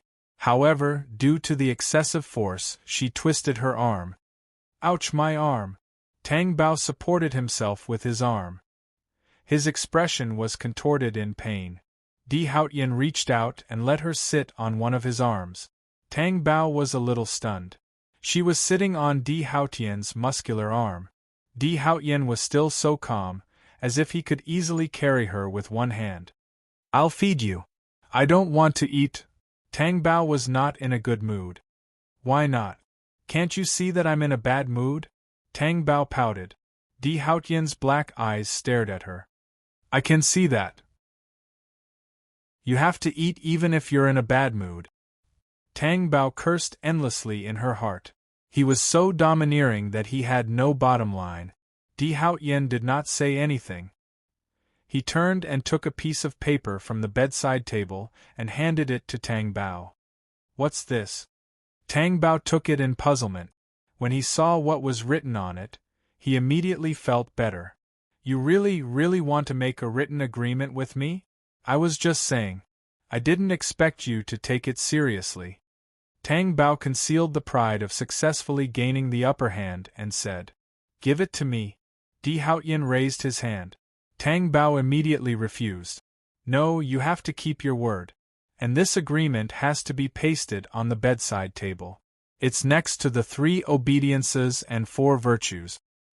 Up to you. Only then did Tang Bao put a smile on his face. Holding the black and white agreement in his hand, he was happier than if he had made money. In particular, Di Haotian's bold and powerful words at the bottom made her feel very relieved. Di Haotian, do you know when your day off is? Tang Bao deliberately asked. Tomorrow. Then you won't go back on your word, right? If you ask again, I'll tear it apart. Di Haotian's eyes were dangerous. After receiving Di Haotian's written agreement, Tang Bao pasted it on the bedside table like a protective talisman. Now, there were 2 pieces of paper pasted on the bedside table. During the weekend, Di Haotian really kept his word and did not touch her. Therefore, Tang Bao lived a relaxed and happy life. Even if she just sat on the sofa and watched horror movies for the whole day, she was very happy. Ever since Di Haotian did that to her, she had not had a good rest until now. Just thinking about it made her feel very miserable. Then, she looked at Di Haotian's expression. During the weekend, his face was expressionless as he watched Tang Bao jump up and down coldly. The entire castle was filled with low pressure.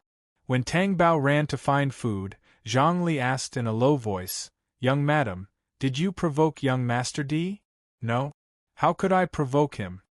He's the one who bullied me." "But it's so cold in the castle," Zhang Li said. "Cold? Then turn on the heater," Tang Bao said and left. When she went to the company on Monday, Tang Bao was simply a young and energetic beautiful girl. When she walked into the office, Wan Malay asked, "Did you find the money?" Tang Bao was waiting to be asked. Therefore, when Wan Malay said that, she immediately said happily, "Let me tell you, I defeated Di Haotian." "What do you mean?" Wan Malay asked. "It's a matter of principle. Be more specific." "I made a family rule against Di Haotian." He agreed and even wrote a letter. "What family rule? Why are you asking so much?" "Family rules are family rules. What other family rules can they be? You just need to know that I defeated Di Haotian," Tang Bao said as if she was the boss of the castle. "I'm angry." Wan Malay looked at her expressionlessly. "You're the one who started it, but you stopped halfway through. Why? You're keeping me in suspense. It's a heinous crime. I'll treat you to lunch. Do you have an appetite?" "Yes." At noon, the 2 of them ran out to look for food. As they were walking on the street, they heard the sound of a skateboard behind them. Chapter 313. After sliding over, the skateboard turned around elegantly and stopped. What a smooth ride! Tang Bao stared at Luololi in a daze. Although it was his second time seeing her, every time Tang Bao saw her, he felt like he was watching a horror movie. This was the first time Wan Malay saw her. He was stunned by her makeup and smile for a long time. "You know her?" Wan Malay whispered to Tang Bao. "Let me introduce her to you. This is Gu Linshan's niece, Luololi. This is my best friend, Wan Malay."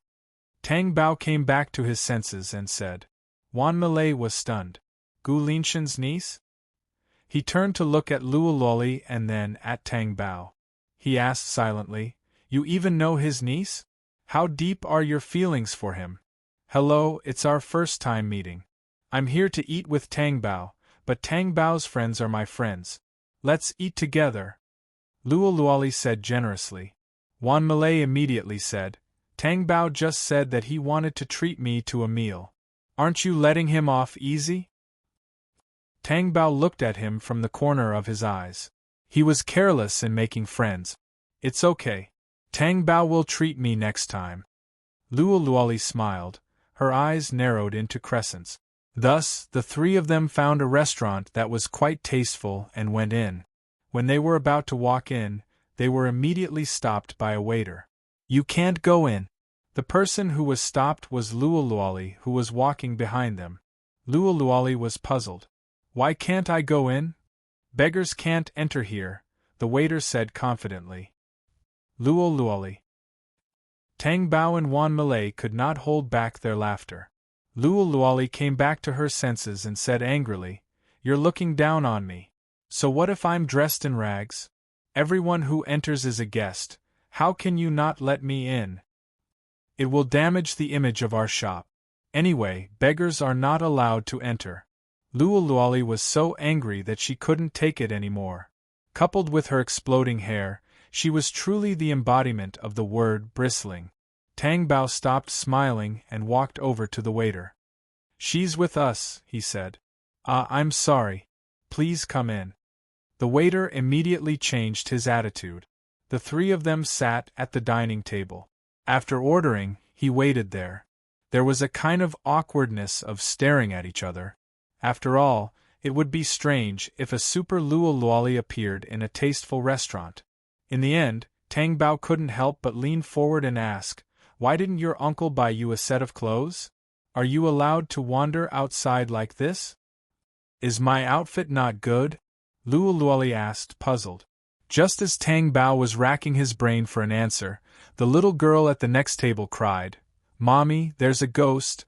She pointed at Luo. The child's mother quickly coaxed the child and explained that it was not a ghost.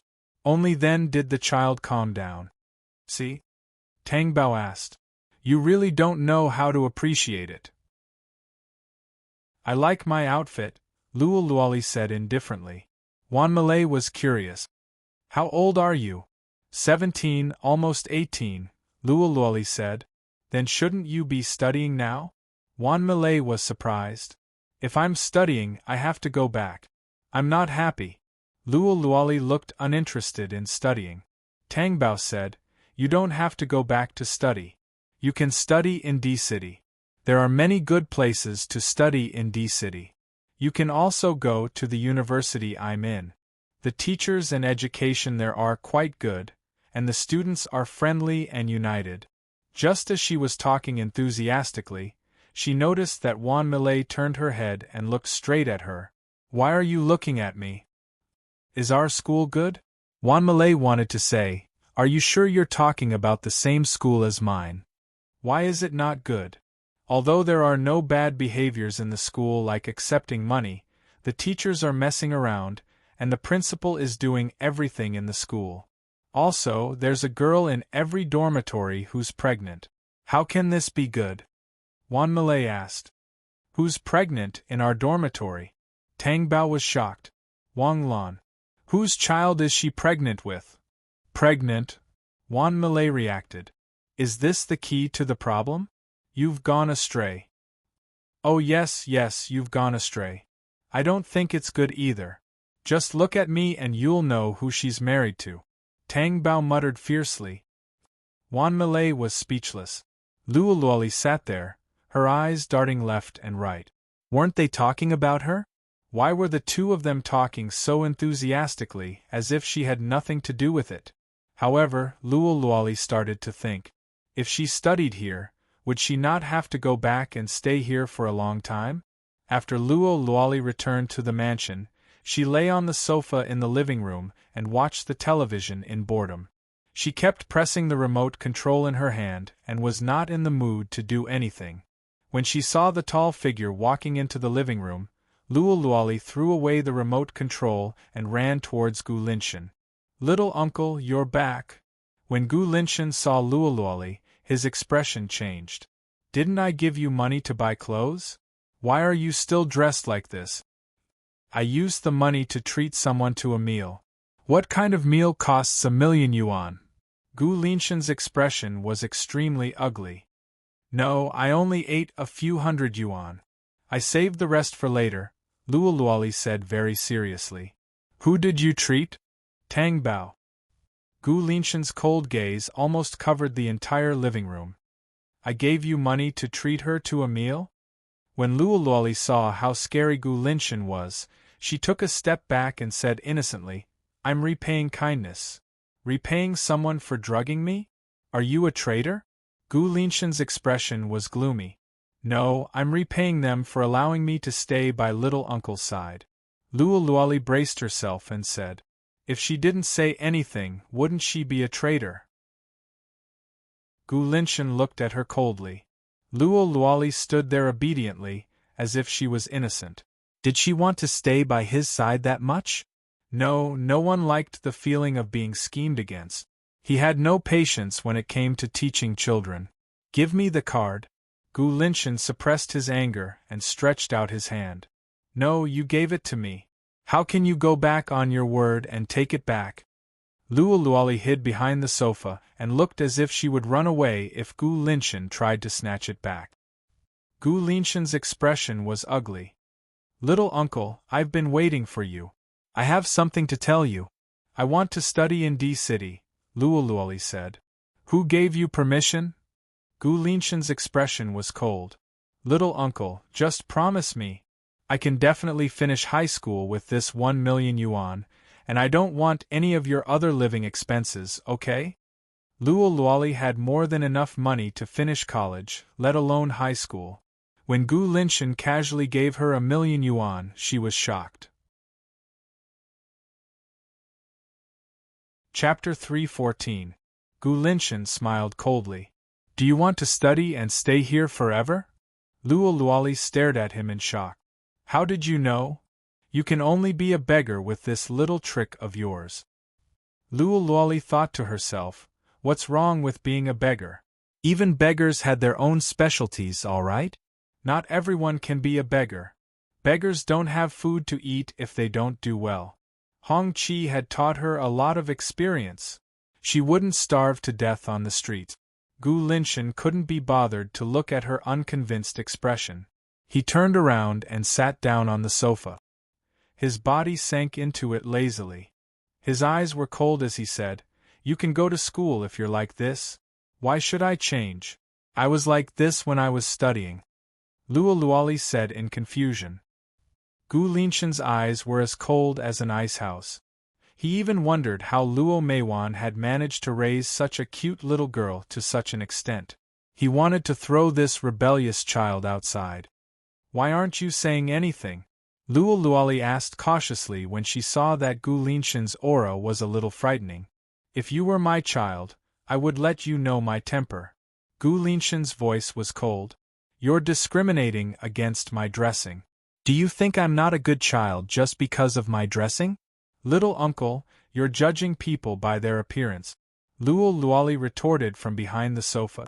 Then don't go to school. Gu Linshan stood up and walked away. There was no room for negotiation. Luoluoli was anxious when she saw that Gu Linshan was as cold as his words. If she didn't study, she would be sent away quickly. When that time came, Luoluoli's eyes flashed with unease. She immediately chased after Gu Linshan and blocked his way. Little uncle, is this okay? I'll change my clothes and buy new clothes now. I won't wear these lousy clothes anymore, okay? The panic on her ugly face was obvious. He also felt a little helpless. Gu Linshan looked at her without saying a word or moving. Little uncle, can you take it slow? I won't be able to adapt if you change them all at once. Are you from another planet? Are you not used to it? Luoluoli looked at him pitifully with tears in her eyes. The crystal-clear mist made her eyes even brighter. Little uncle, I beg you, go and change. Luoluoli's eyes lit up. Uncle, you promise me? If you say another word, you don't have to go to school anymore. I'll go now. Luoluoli ran out happily. After a while, he disappeared. Gu Linshan was instantly irritated. He actually compromised again. This was the second time. Who had he compromised with before? It was always his words that couldn't be disobeyed. Gu Linshan thought that there would not be a third time. Luoluoli really went to the women's clothing store to buy clothes. She matched the clothes herself and didn't ask the shop assistant to do it. She felt that the shop assistant didn't match the clothes very well. She had to dress properly. Otherwise, Gu Linshan would definitely be dissatisfied and then go back on his words and not let her go to school. This kind of opportunity was not easy for Luoluoli. She was now in her second year of high school. She didn't have to go back for more than a year. As for her mother, she could come here to visit her. The more Luoluoli thought about it, the more perfect it was. After changing her clothes and shoes, she looked at herself in the mirror and felt that she looked good. As soon as she returned to the mansion, she looked for Gu Linshan. Little uncle, I've changed my clothes." When Luoluoli stood at the staircase and was about to go upstairs, she saw a tall and straight figure standing by the railing. He was tall and had a dark aura, looking down at her expressionlessly. Luoluoli stood below, looking up and saying, "Little uncle, I've changed my clothes. When can I go to school?" Gu Linshan's sharp gaze swept over Luoluoli's clothes. She wore a pair of slim jeans and flat leather shoes that exposed her ankles. The skin around her ankles was very white, so white that it was sparkling and beautiful. She wore a warm jacket and a shirt with slightly long sleeves. Half of her small hands were hidden inside, revealing her slender fingers. There was a world of difference between his current appearance and his previous ragged appearance. "Little uncle, you won't go back on your words, right? We agreed on it. When can I go to school?" "Tomorrow." Gu Linshan's eyes were cold. "So soon?" Gu Linshan turned around eerily and left without a word. Luoluoli muttered, "I've already changed my clothes. Why does he still look unhappy? How strange." The next morning, Luoluoli was sleeping soundly under the blanket. But her face was definitely not cute or charming. At first glance, it was especially frightening. Upon closer inspection, it was even more frightening. Gu Linshan raised his wrist to look at the time, then walked to the edge of the bed. With a cold expression, he kicked the foot of the bed twice with his black leather shoes, making a loud thud. "What's going on?" Luoluoli woke up with a start. She immediately bounced up from the bed and sleepily looked at Gu Linshan at the edge of the bed. Her mind was still in a daze. "Little uncle? Why are you in my room? What time is it? Don't you need to go to school?" Gu Linshan was definitely not polite. Luoluoli looked at the bedside table and exclaimed, "Ah, it's already 7. Sorry, my biological clock didn't adjust. I'll get up now. It won't be long. Wait for me." After speaking, she jumped off the bed and went into the bathroom. After breakfast, Luoluoli got into the car. As soon as she sat down, she saw Gu Linshan following her. The car immediately left the mansion. "Little uncle, you're taking me to school?" Luoluoli was very surprised. "It's on the way." Gu Linshan looked out of the car window expressionlessly. Luoluoli was not unhappy about Gu Linshan's on the way. Instead, she smiled. "Even if it's on the way, I'm still very happy. When I was studying, no one took me to school. It wasn't even on the way.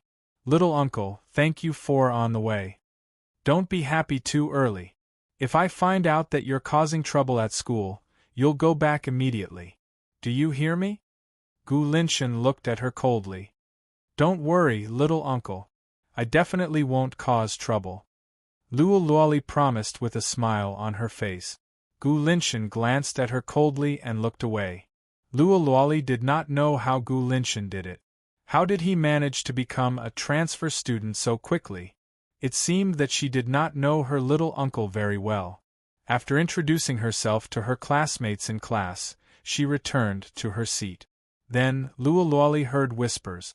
"Isn't this girl too ugly?" "Exactly. How could such an ugly girl be assigned to our class?" Chapter 3:15. Luoluoli flipped through her book calmly as if she didn't hear the discussion. In any case, he had heard enough of such words in his previous school. She had already mastered the ability to let it go in one ear and out the other. She also promised Gu Linshan that she wouldn't cause trouble, so she wouldn't fuss about it. Red 7 was sunbathing by the side of the road. There was a broken bowl in front of her. Occasionally, passers-by would throw 150 yuan into the bowl. Suddenly, a 100 yuan note was thrown in. Red 7, who looked like she was sunbathing, had been paying attention to her broken bowl. She was stunned and looked at Luoluoli, who sat down next to her. She was very surprised, especially the tasteful clothes she was wearing now. "You look pretty good like this. Even so, you can't insult me." Red 7 looked at Luoluoli helplessly as she said, "What insult? You gave me 100 yuan directly. What sense of accomplishment would I have? Just treat it as if it fell from the sky. By the way, who is the man who pulled you away last time? I heard you call him little uncle." "He doesn't look like someone to be trifled with," Red 7 asked. "He's my little uncle. He looks like a bad guy. You weren't bullied, right? Tell me if you were," Red 7 said. Luoluoli looked at her with a smile. Red 7 knew that look of disdain and said, I'm just asking you to tell me. I'm not going to seek justice for you. Aren't you curious why a family like mine is begging? Luololi saw that Red 7 didn't ask and took the initiative to ask. What's so strange about that? I'm a postdoc, but I'm still begging. Red 7 looked at the traffic in the distance indifferently. Red 7 used to say that she was a postdoc. Of course, Luololi didn't take it seriously and laughed it off. Why don't I ask my little uncle to arrange a job for you? Do you think what I'm doing now isn't a job? I like being a beggar. This is my goal in life. To be a promising beggar. You have to know that not everyone can be a beggar. First, they had to put down their pride. Second, they had to stick to their belief. Third, they had to be logical. Don't underestimate the work of a beggar. I know. You said it before, and I've always remembered it. However, Luololi still felt that it was better not to be a beggar. So, she didn't have the life of a beggar? However, Luololi definitely supported Red 7. This was because everyone had different ideas and hobbies. What he liked was the best. Let's not talk about it anymore. I have to go back. Otherwise, my little uncle will be unhappy. Loli Luo stood up. You see, isn't it better to be a beggar? How much freedom. You don't have that kind of good fortune. Red 7 looked at Luololi with pity and said. Luololi smiled and said, Then I'll come to see you next time. At night, Luololi was lying on her desk in her room doing her homework. It was a difficult math problem. She had been trying to undo it for a long time, but she still couldn't undo it. She was sweating profusely. She hated mathematics the most. It was enough to make her brain cells die. Luololi stood up, took off her sweater, and changed into the t-shirt she bought. Anyway, she wouldn't feel cold wearing this in the mansion. She thought that her mind would be clearer after changing into cool clothes. However, if she didn't know how to do it, it was useless even if a gun was pointed at her head. Luololi bit the end of her pen in her mouth. She thought about it and didn't know if Gu Linshan knew how to do it. Thus, she took the math problem and went to find her little uncle. Luololi walked to the door and knocked. Little uncle, are you there? I have something to talk to you about. Little uncle? Why didn't anyone answer her? Or was her voice too soft for her to hear? Luololi pressed her ear against the door, trying to hear what was going on inside. She didn't notice that the person behind her was looking at her coldly and silently. Did you hear anything? I didn't hear anything. After Luololi finished speaking, she immediately felt that something was wrong. She turned around in shock and saw Gu Linshan standing behind her silently. She suddenly felt guilty. Little uncle, why are you standing behind me without saying anything? What's the matter? Gu Linshan didn't look happy. I don't know how to do a math problem. Little uncle, can you teach me? Go back to your room and wait. Gu Linshan's face was cold. Okay, then I'll go back to my room and wait for you. Luololi turned and ran back to her room. After returning to her room, she sat at her desk and waited. Not long after, Gu Linshan's tall figure walked in. Loli Luo immediately straightened her back and sat up straight. When Gu Linshan walked over, she pushed her textbook to the side to show him. Gu Linshan pulled a chair and sat down. His expression didn't look too good. He didn't have the patience to teach a child a math problem. Gu Linshan felt that when his patience ran out, it would be time to send Luololi away. Isn't it very simple? Use the formula. Gu Linshan glanced at the question and said, I used the formula, but I still can't solve it. Luololi was shocked. Her uncle could solve it just by looking at it? She thought that Gu Linshan had been an adult for so many years that even if he knew how to solve it, he would have to think carefully. Now, he didn't even need to think. You can use the formula after you calculate it. I don't know how to. Luololi looked at him innocently. Gu Linshan didn't say a word. He picked up his pen and calculated on the draft paper for her to see. Luololi leaned forward and looked at Gu Linshan's bold and powerful handwriting. It looked very sexy. Do you understand? Gu Linshan put down his pen and asked. I understand. Luo picked up her pen and wanted to copy. Gu Linshan flipped the draft book over. Luo was stunned. She looked into Gu Linshan's cold eyes and lowered her head to do her homework obediently. Gu Linshan had been watching her do her homework. Then, he was attracted by Luo's beautiful, creamy arms. Luo was wearing a short-sleeved shirt.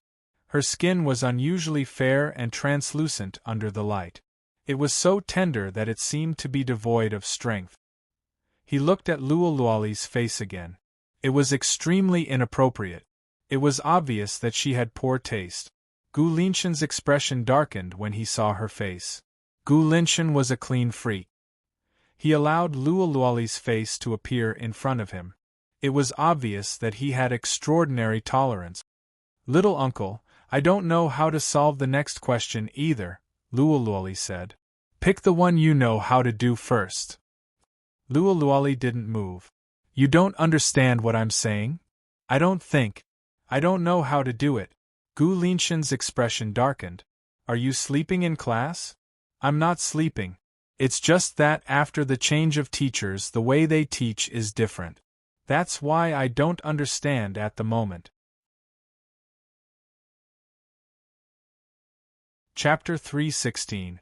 Luo thought to herself, is he asking me to follow my train of thought and make mistakes? Don't scold me if I make a mistake.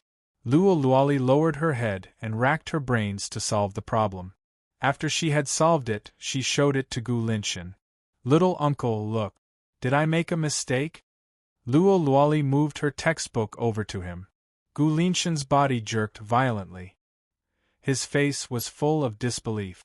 Luo noticed the change in Gu Linshan's expression.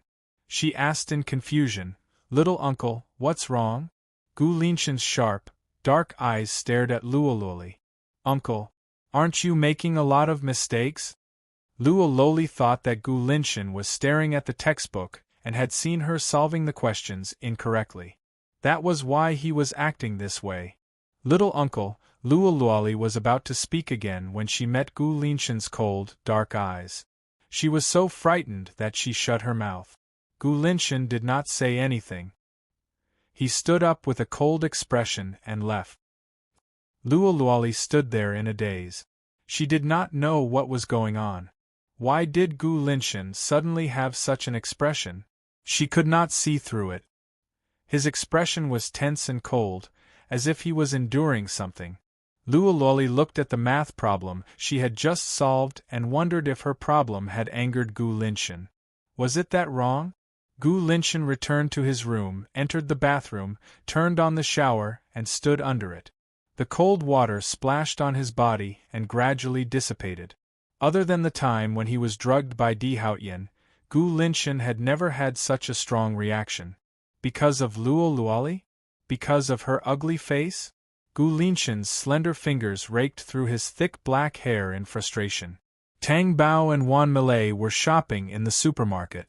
The two of them were originally in front of the shelf together, but because of their different tastes, Tang Bao went elsewhere to look for her favorite flip yogurt. Just as she picked up the yogurt, she saw Gu Linshan walking toward her with a cold face and a menacing look on his face. Tang Bao was so scared that he threw away the yogurt in his hand and ran away. But how could she outrun the wolves of the forest? Gu Linshan grabbed Tang Bao's shoulder from behind. Just as he was about to scream, his mouth was covered. Help!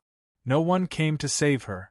She was pushed to the corner and pressed tightly against the wall of the supermarket. Gu Linshan did not come with good intentions. You'd better not call me that, or I'll make you regret it for the rest of your life in front of so many surveillance cameras. Tang Bao looked in horror at the crazy person who ran out again. After Gu Linshan removed his hand from her mouth, Tang Bao immediately became angry. What are you trying to do now? Don't tell me you're going to drug me? I'm telling you, don't do that. Dihaotian won't let you off. Don't worry, I'm not here to drug you. Then what are you trying to do? Tang Bao was stunned. Then, with a shocked expression, she asked, Do you have a crueler way to deal with me? Gu Linshan had the urge to strangle her. If you want, I can do it now. I don't want it, I don't want it. Let me go quickly. I know you won't use cruel means on me, Tang Bao said immediately. Gu Linshan's attention fell on Tang Bao's face. Her skin was fair and supple, without any blemishes. But Gu Linshan frowned, as if something was missing. Tang Bao's body stiffened against the wall. She was almost as hard as the wall. Why did she feel creeped out when Gu Linshan stared at her? What was Gu Linshan doing? It didn't look like he was doing anything strange to her. It looked more like he was studying human skin. Was Gu Linshan going to kill her? Just as Tang Bao was scared out of her wits, hoping that Wan Malay would notice that she was missing and quickly come to find her, the pressure on her body suddenly disappeared. Gu Linshan's heavy body retreated. With a gloomy face, he turned around and left. When Wan Malay found Tang Bao, she saw Tang Bao's body stiffened against the wall. It looked very strange. It was as if he was practicing some strange martial art. What are you doing? Wan Malay walked over and looked Tang Bao up and down. She frowned. Tang Bao's body relaxed and she said helplessly, Gu Linshan is here. What? Where? Wan Malay looked around. He left again? Tang Bao wiped her face with her hands as if there was something dirty on it. Damn Gu Linshan. Nothing good happened every time he appeared. Why did he look for you? Wan Malay asked. How would I know what he wants? He's so weird. Weird? What kind of word was that? Are you sure he's not trying to woo you? No way. Otherwise, why would he keep looking for you? Tang Bao turned her face. There was a mirror on the shelf. Her delicate face was reflected in the mirror. Tang Bao rubbed his chin and said in understanding, It's no wonder. Such a beautiful face. Wan Malay was speechless. In the office, the two of them put away the food they bought. Tang Bao's food was placed in her lounge. When she came out, she did not see Wan Malay. Where are you going to hide a snack? Are you afraid that I'll steal it? Tang Bao walked around the office looking for it.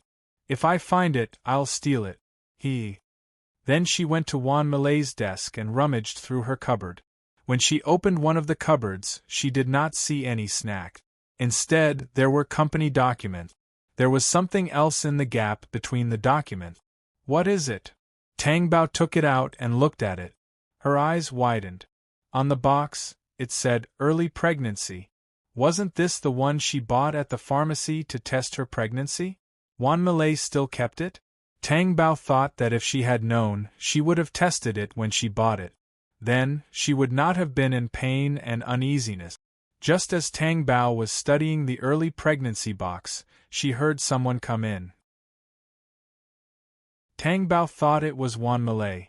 She stared at the instructions on the box and said, Malay, I didn't expect you to still keep the early pregnancy box you insisted on buying for me last time. I should have taken it for a test back then.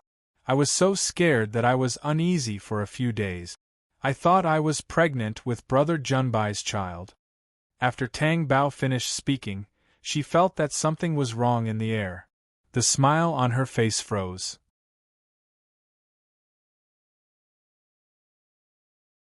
Chapter 317. Di Haotian, why are you here? Tang Bao laughed dryly.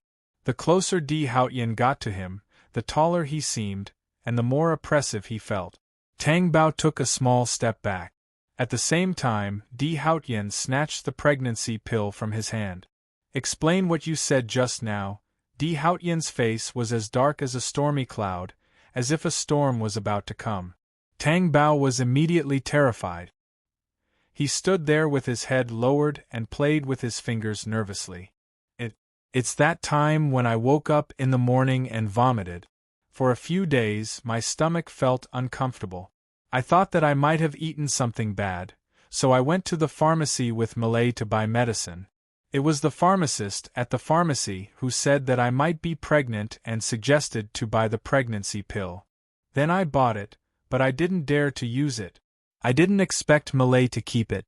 After Tang Bao finished speaking, he carefully looked at Di Haotian's cold face.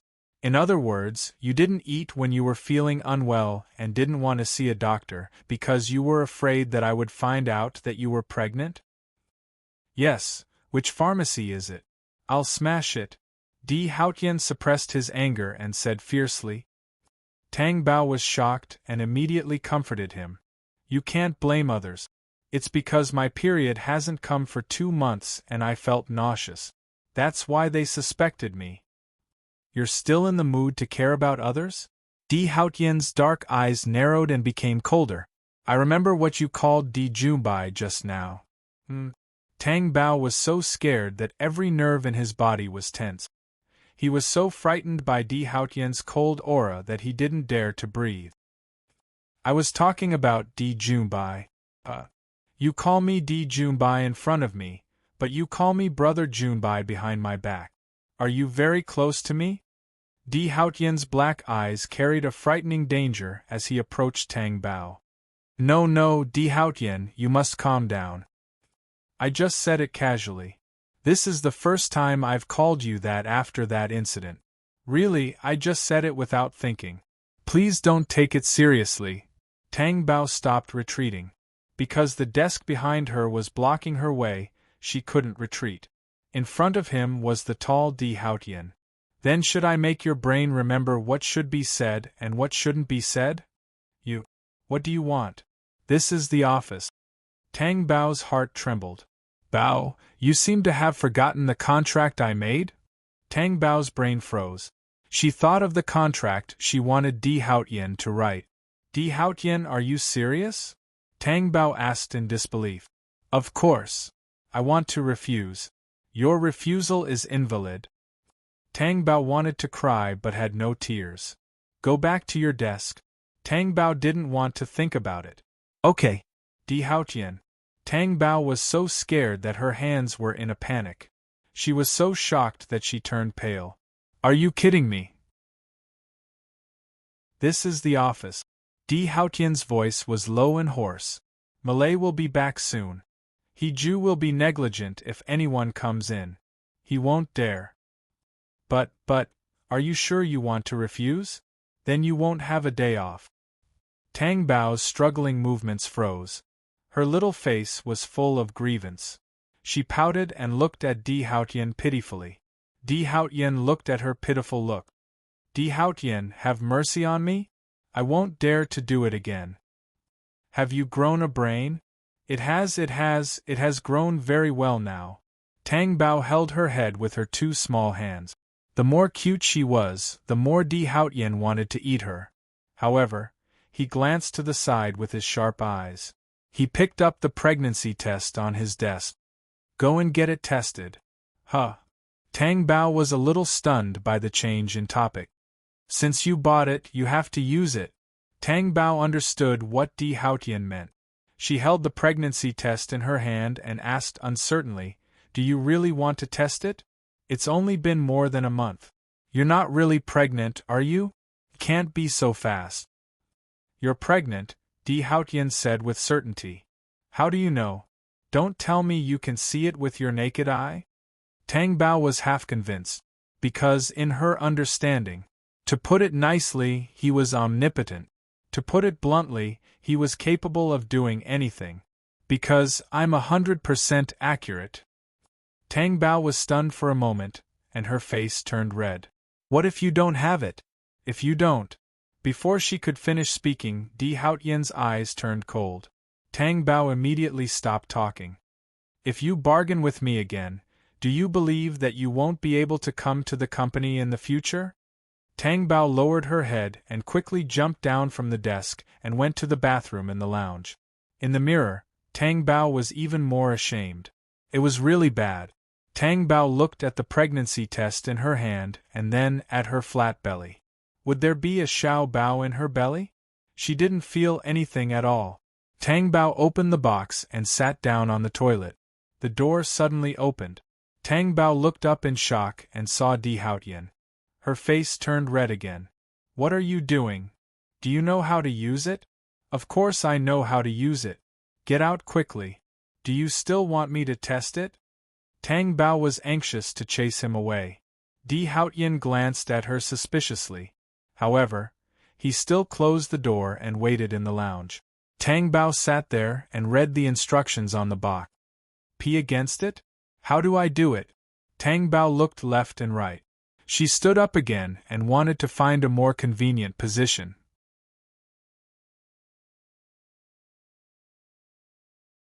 Chapter 3:18. Tang Bao was shocked. Oh no. Would it still be useful if it fell into the water? Tang Bao wanted to reach into the toilet bowl to pick up the pregnancy test kit, but when she reached out, she felt disgusted and could not reach out. What should she do? If Di Haotian found out, would Di Haotian still agree to whatever she wanted to do next time? She would definitely be forcefully involved in even the slightest thing she did. Tang Bao did not want that. Looking at the pregnancy test kit in the water, Tang Bao finally closed her eyes, gritted her teeth, and reached her hand into the water. After taking it out, she immediately rinsed it under the tap. After rinsing it, she wiped it clean. She placed it on the glass counter, calmed her nervous emotions, and walked out of the bathroom as if nothing had happened. Di Haotian looked at her with his deep black eyes. Tang Bao immediately said, "I'm not pregnant. You guessed wrong." "You're not?" Di Haotian frowned. "I'm not pregnant." Di Haotian, there are times when you're wrong too, right? Tang Bao put on a smile on her face. "Give it to me. What I said is true. If you want to see it with your own eyes, then I'll show it to you." Tang Bao turned and went into the bathroom to take out the pregnancy test kit. Then, she handed it to Di Haotian. Di Haotian took it expressionlessly. The box. Tang Bao had no choice but to get the box again. Di Haotian finished reading the pregnancy test kit and then looked at the instruction manual on the box. His black eyes looked sharply at Tang Bao. "How did you test it? It's facing this side." Tang Bao pointed at the top of the pregnancy test kit. There was no problem with what she was referring to. But what could be hidden from Di Haotian's shrewdness? "You didn't study hard. Even your lies are full of loopholes." Di Haotian's black eyes darkened. "What do you mean? What does it have to do with my studies?" "Let me tell you, Di Haotian, I'm not good at studying, but you can't say that about me. Do you think I don't want to lose face?" Tang Bao retorted. "It shows that the two red bars are pregnant, one is not pregnant, and the other doesn't say that it's invalid. How did they test it?" Di Haotian's aura was intimidating. Tang Bao glanced at the box and asked uncertainly, "Really? You didn't lie to me, did you?" Di Haotian passed the box to her expressionlessly so that she could see it for herself. After reading the manual carefully, Tang Bao realized that Di Haotian was right. She didn't even read the instructions carefully before the pregnancy test kit fell into the toilet bowl. "Do you understand now?" Di Haotian's dark eyes were calm and emitted a dim light. "Yes, I understand now." Tang Bao pursed her lips. "I was about to take the test when I accidentally fell into the toilet bowl. I didn't do it on purpose. I was afraid that you would scold me, so I didn't tell you the truth." Di Haotian's face darkened. Tang Bao looked at Di Haotian's cold face and looked up at him with a smile. "Di Haotian, I didn't want to lie either. Isn't it because you're so smart that you saw through me immediately? If you saw through me, then I was lying. If you didn't see through me, then I was telling the truth. Don't you think so?" There was a hint of flattery in her words. Looking at her innocent smile, Di Haotian's cold aura disappeared. He pulled her aside. Tang Bao glared at Di Haotian. "Did I teach you a lesson?" Tang Bao bit her lip and glared at Di Haotian angrily. She was very angry. "Why? You're not convinced?" "I'm not convinced. Why don't you think about it? This is my first time doing this. How would I know so much? It's my fault that I didn't see it clearly. I didn't have time to see it before I fell into the water. Besides, I'm not as good as you. Aren't you the king of D City? If I were as good as you, D City wouldn't be able to accommodate 2 tigers." Tang Bao said what she thought was reasonable. In any case, she felt that Di Haotian was too much of a bully. Di Haotian saw how self-righteous she was. The reason was very pleasant to hear, but the person who said the reason was even cuter. Even when she was angry, she looked lively. He raised his dark eyebrows slightly and looked at her with his dark eyes. Let you come back? I won't. Tang Bao looked at Di Haotian's suit jacket. Tang Bao's hand let go of the suit jacket, displeased. She was just thinking which part was better. That was even worse. Then, Tang Bao grabbed Di Haotian's hand and bit the back of his hand. Tang Bao bit the back of Di Haotian's hand and glared at Di Haotian with a fierce look. However, Di Haotian did not show any pain. He slowly pulled his hand back, but Tang Bao still did not let go. At this moment, it was extremely gentle. Tang Bao's heart suddenly sped up, and she looked stunned. Then, she saw Di Haotian withdraw his hand. Tang Bao immediately took 2 steps back. Are you satisfied? We're even. Tang Bao's eyes flickered. Let's go. Where are we going? The hospital. Tang Bao was really taken to the hospital by Di Haotian for a checkup. In the car, Tang Bao said, "We can go to the pharmacy to buy another pregnancy test kit. Don't go to the hospital, okay?" It made people panic. I'll test the pregnancy test for you or go to the hospital. I prefer the former. We can go to the pharmacy to buy it now. Di Haotian sat lazily in the seat and said indifferently, I've thought it through. It's safer to go to the hospital, Tang Bao said with a dark face. Di Haotian had a reserved and deep smile on his face. Tang Bao and Di Haotian sat in the VIP room and waited for the doctor to send the report. Tang Bao noticed. With power and influence, he could make an exception for anything. This was her first time coming to the hospital. She did not have to line up, let alone run around. Instead, she was comfortable like a king giving orders. She only needed the doctor to send the test results to her. Of course, Tang Bao was not a king. She could not rule out the suspicion that she was a fox pretending to be a tiger, but she was still the family of a king. Therefore, she could rightfully enjoy this privilege. Chapter 319. Tang Bao looked at the test report and suddenly became nervous. Especially when Di Haotian received the test report, Tang Bao could not understand the expression on his face at all. Di Haotian's depth was always hard to fathom. Young master, congratulations. Young madam is already 40 days pregnant, the doctor said. Tang Bao was stunned. Was she really pregnant? Tang Bao looked at Di Haotian in confusion and shock. When he met Di Haotian's deep, dark, and evil eyes, Tang Bao blushed. He really hit the nail on the head. Tang Bao was a little embarrassed and angry. He stood up and took the ultrasound report in Di Haotian's hand to look at it. He looked at the 2 side-by-side trapezoidal images and asked the doctor, Is this black dot the child? Yes. It's so small. Tang Bao felt a little different in his heart. He was even a little nervous. I heard that giving birth to a child is especially painful, isn't it? You can choose to give birth naturally or by cesarean section, the doctor said. Isn't cesarean section painful too? Tang Bao asked. Cesarean section can relieve the pain. It won't hurt. The doctor felt that although it was Tang Bao who was asking, Di Haotian's aura made him need to weigh every word before he answered. Especially when he said the last sentence, it was directed at Di Haotian. Young master, you need to avoid sex before 3 months to prevent the fetus from being unstable. Tang Bao blushed and looked at Di Haotian, who had a cold expression on his face. He thought gloatingly, Di Haotian must be breaking down in his heart now, right? He should be able to understand her breaking down every night now, right? Serves him right. When Di Haotian's sharp gaze looked over, Tang Bao immediately put away the pride in his heart. Even in his heart, Di Haotian's sharpness could see through him. In the car, Tang Bao thought that he would have to endure the low air pressure in the car. She did not expect to be hugged by Di Haotian as soon as she drove off. Tang Bao struggled slightly. Tang Bao did not say anything. His face was as red as rouge. Of course she does. Di Haotian exuded a dangerous aura. Tang Bao felt that with Di Haotian's strength, the child would definitely be lost. I'm not in a good mood.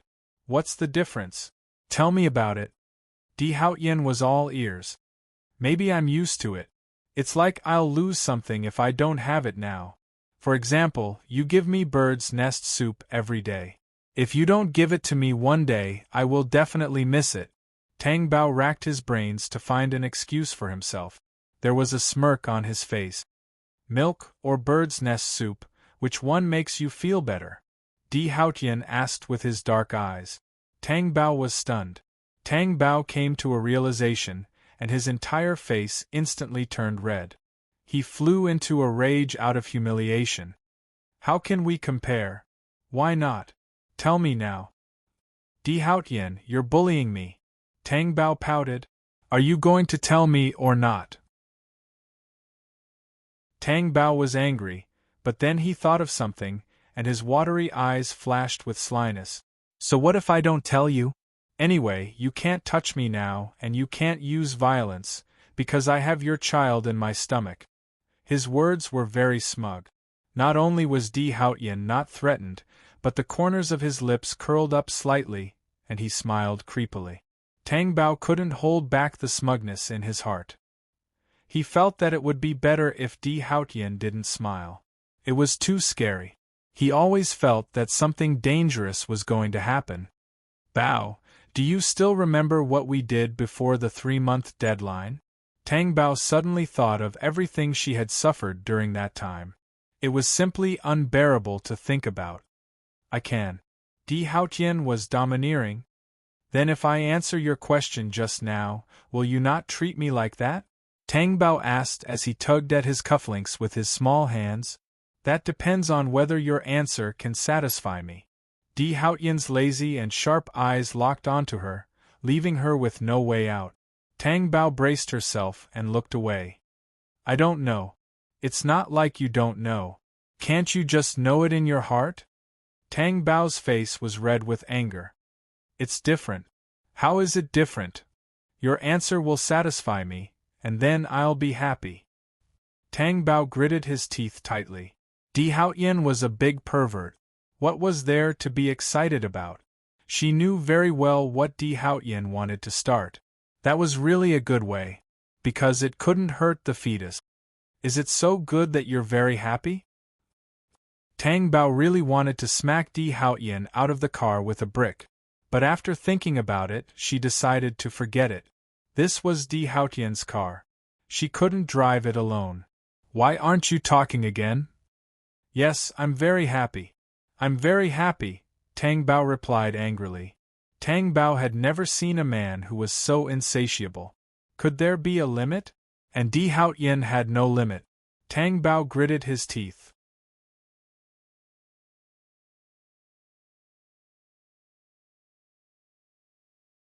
Chapter 320. Di Haotian sat up straight and clasped Tang Bao's shoulder with his long and strong fingers. Tang Bao held her breath. I'm very satisfied. Di Haotian was very happy. Tang Bao was really afraid that Di Haotian wouldn't care about anything anymore. In any case, Di Haotian's domineering words had the final say. Tang Bao was pregnant now, so she was very precious. She wasn't allowed to go to the company, so she stayed in the castle every day and lived the life of a young mistress. Di Haotian, on the other hand, would definitely not go out if he could handle business in the castle.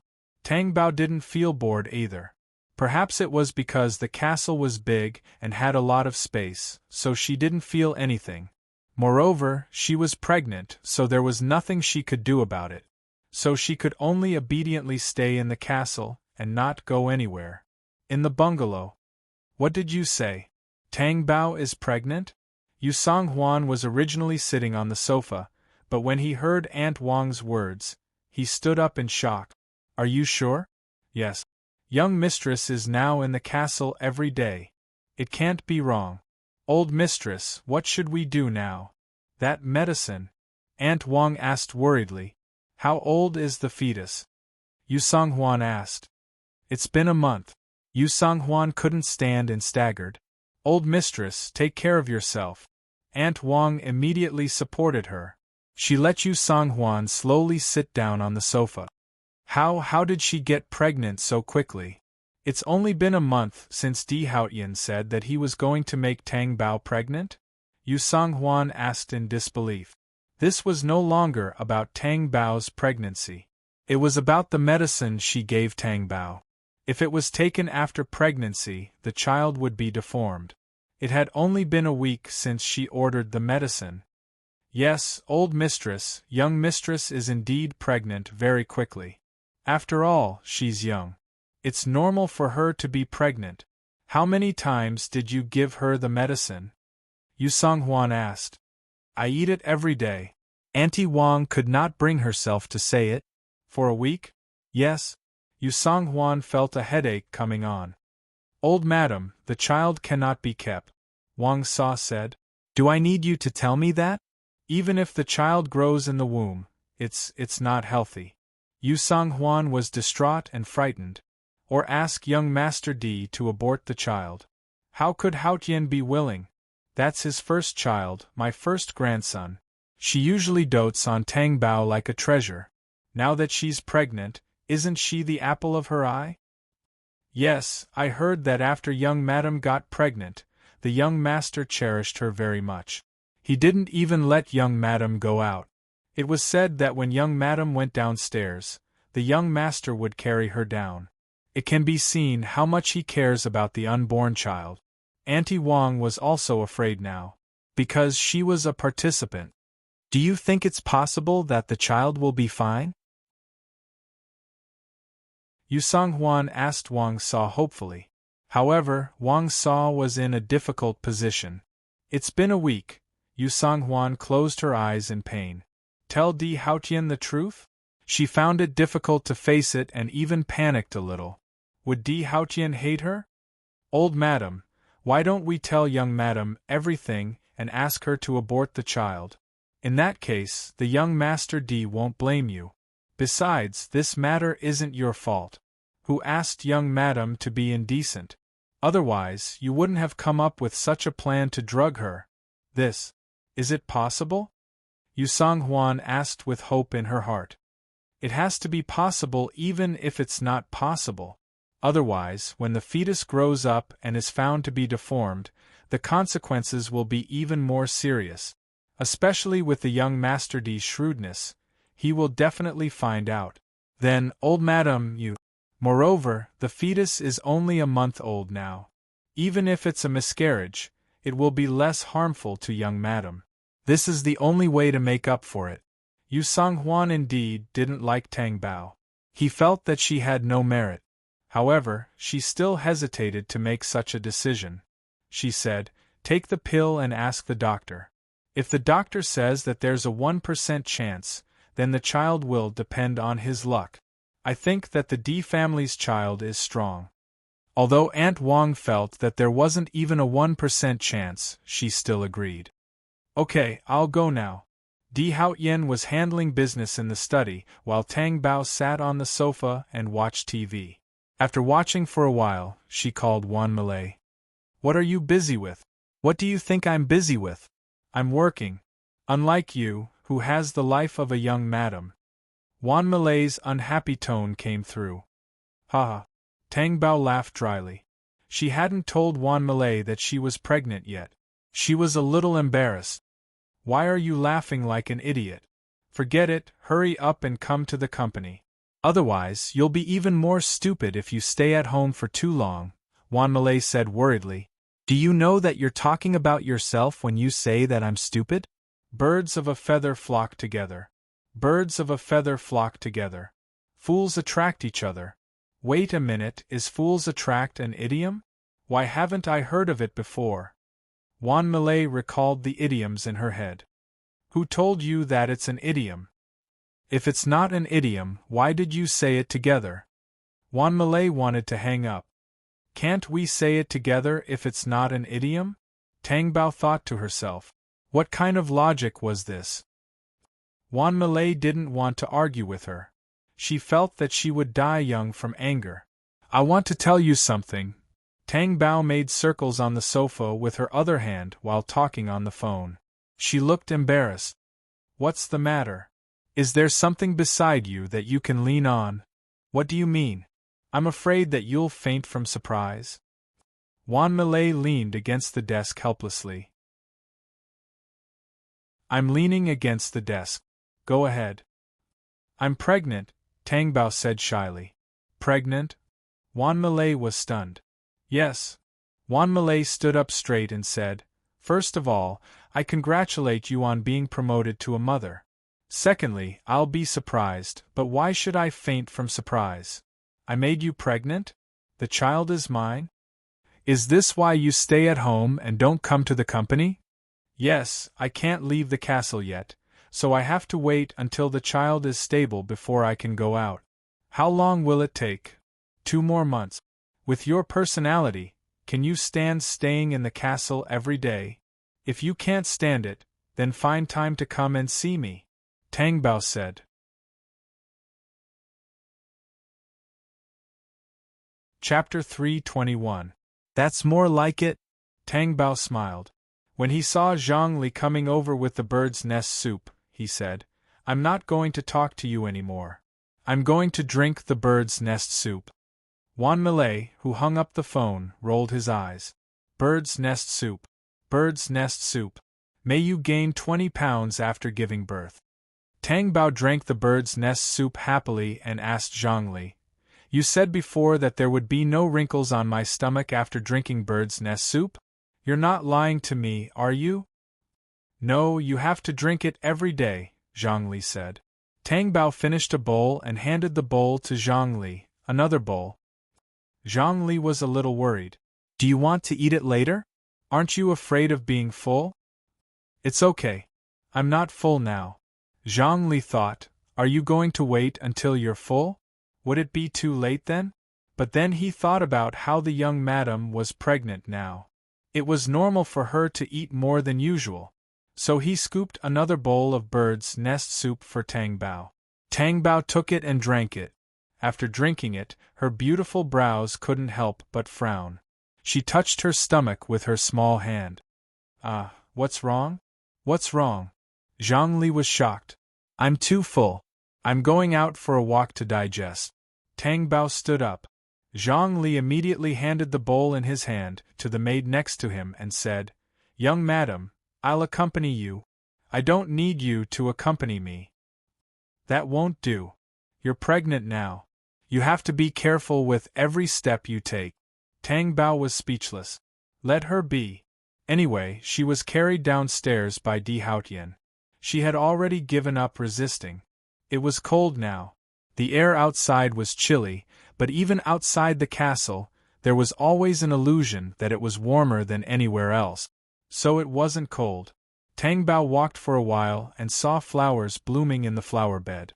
He asked, What flowers are these? Even in winter? Zhang Li said awkwardly, I don't know what kind of flower it is, but it's an expensive variety. This is called moon-gazing planet. A male servant walked over and said. Tang Bao turned his head and saw a handsome servant standing there. He asked, Do you know him? You can't see it anywhere else. It's only in the castle. I only knew about it when I transplanted it here. Why is it called moon-gazing planet? Tang Bao asked. The servant's face was a little red. It's okay, I'm just asking. As Tang Bao spoke, he saw Di Haotian approaching from afar. You're done so quickly? You think I'm fast? Di Haotian was unusually overbearing. Tang Bao's face suddenly turned red. He looked left and right at Zhang Li and the servant, then pouted and said, Don't be like this. There are other people here. Zhang Li pursed his lips and smiled as he retreated. The servant also retreated. Di Haotian retracted his threatening gaze and said in a hoarse voice, What about now? Not now either. Why? There's heaven and earth, shrubs, flowers, and grass. Most importantly, there's moon-gazing planet. Did the servant tell you that? Di Haotian asked in a deep voice. Yes, he even knows the names of these plants. After Tang Bao finished speaking, he felt Di Haotian suddenly become silent. He asked in confusion, Di Haotian, what's wrong with you? After a flash of coldness in Di Haotian's black eyes, he ordered, "Come." He Ju walked over and said, "Young master, pull out all these flowers for me." Tang Bao was shocked. "Di Haotian, why do you want to pull out the flowers for no reason? Did they provoke you?" "They didn't provoke me. You were the one who provoked me." Tang Bao was confused. "I didn't do anything." Di Haotian's cold eyes narrowed slightly. He directly picked up Tang Bao and said, "Let's go back." He wouldn't say that he did such an irrational thing because of a servant. If Tang Bao, who didn't know, knew, wouldn't she pay more attention to the servant? He was just an insignificant person. However, Di Haotian felt uncomfortable. How dare she blush in front of Tang Bao? She must be tired of living. Tang Bao put his hands on Di Haotian's broad shoulders. When he turned around, he saw He Ju instructing the people below to pull out the flowers and grass. What did she do to offend Di Haotian? Why would she implicate these flowers and plants? After returning to the room, Tang Bao was put down. Then she walked to the window angrily and ignored him. Di Haotian glanced at the slender figure, sat down on the sofa, and began to peel fruit. After peeling the fruit, he handed it to Tang Bao. Tang Bao glanced at it. His expression still did not improve. He looked out of the window angrily. He could still see the figures in the distance who were plucking flowers. "Do you like those flowers?" Di Haotian asked in a low voice. "How did I provoke you?" Tang Bao asked angrily. "You shouldn't have gone to admire the flowers," Di Haotian said in a low voice. "I didn't go far. You don't want me to stay in the hall all the time, do you?" "No." "Then what did I do to make you angry?" Tang Bao asked again. Di Haotian's expression was a little embarrassed. "Don't ask again." Tang Bao felt that Di Haotian was so overbearing and unreasonable that it made his hair stand on end. "What do you mean by don't ask again? You said that I provoked you. Don't I have to ask clearly? What if I do it again, and you pluck those innocent flowers and plants again?" Di Haotian regarded human lives as nothing, let alone flowers and plants. "I won't pluck them again." Di Haotian suppressed the irritation in his heart. "Then get someone to plant the plenilune star again." Tang Bao did not finish speaking. She stopped breathing.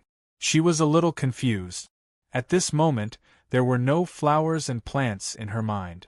Her heart was beating like a drum, and she had completely lost her mind. "Bao, are you happy that you're pregnant?"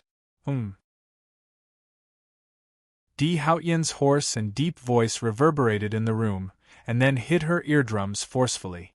Tang Bao, who was gradually regaining consciousness, heard Di Haotian's words. It took her half a beat to realize what Di Haotian meant. She immediately resisted. "No. How can I not?" Tang Bao was stunned.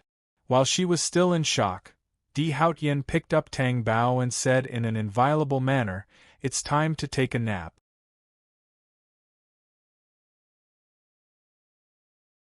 Chapter 322. Di Haotian acted as if he didn't hear Tang Bao's protest. "That's good. Let's do something more meaningful." Di Haotian's dark eyes made Tang Bao's heart beat faster. After Tang Bao fell asleep, Di Haotian got out of bed, covered her with the quilt, and turned to leave the room. "Call Zhongli over." Di Haotian ordered the maid. Zhongli didn't know what was going on, but she didn't dare to delay and immediately went over. She thought that the young madam needed something. "Is the manservant still here?" Di Haotian asked with an expressionless face. Zhongli froze for a moment, then immediately understood who he was referring to, and said, "Yes. Get him out of the castle." Di Haotian's cold voice was frightening. "Yes." Zhongli was frightened and was about to inform Lian. Di Haotian said majestically again, "There's one more rule in the castle. The manservants are not allowed to talk to the young madam. Whoever says it will have their tongue cut off." Zhongli was stunned. "You don't understand?" "Yes, I'll inform the supervisor immediately." Zhongli came back to her senses and hurriedly left. The manservant was standing in front of Lian at this moment. He didn't understand why he was fired. "What did I do wrong?" Can you not fire me? I've been working here for a year. You don't know what to do and what not to do after a year? Okay, pack up and go. Lian finished speaking, turned around and left without looking at him again. The manservant didn't know that because he said a few words to Tang Bao and blushed in front of Tang Bao, it caused Di Haotian to be jealous and hurt him. But Lian knew. Zhang Li had already told him. It seemed that he had to hold an emergency meeting with all the servants now. Zhang Li walked up and asked, "Supervisor, if the manservants are not allowed to talk to the young madam, what about you?" At that time, young Master Di's expression was very scary. "I didn't even dare to ask." Lian sighed. "I'll try my best not to appear in front of young madam, but you have to keep an eye on her. Now that she's pregnant with the young master's child, the burden on you will be heavier." "All right, I understand." Di Lingyu family. When Li Yuhuai returned home in a hurry, Lan Wanru, who was sitting on the sofa and drinking medicine, was stunned. He asked, "Auntie, why are you in such a hurry? What happened?" Li Yuhuai sat next to Lan Wanru. She didn't want to say it, but she really didn't want to hide it from Lan Wanru. "I just went to the bungalow to see Yu Songhuan, and I accidentally heard what the servant said." "What words?" Li Yuhuai was annoyed. "Tang Bao is pregnant." "What?" Lan Wanru was so shocked that the bowl in his hand fell to the ground. With a bang, it broke into pieces. "Aya, why are you so careless? Did you burn yourself?" Li Yuhuai asked anxiously. Lan Wanru grabbed Li Yuhuai's hand and asked in disbelief, "Is this true? Tang Bao is really pregnant with Brother Haotian's child? I think it's absolutely true. Otherwise, she wouldn't say this casually." Lan Wanru seemed to have suffered a blow. His face was pale, and then tears dripped down. "Wanru? Child, don't be sad. Brother Haotian actually made her pregnant. What about me? I love him so much. Why did he hurt me like this?" Lan Wanru said sadly. "He should have divorced Tang Bao.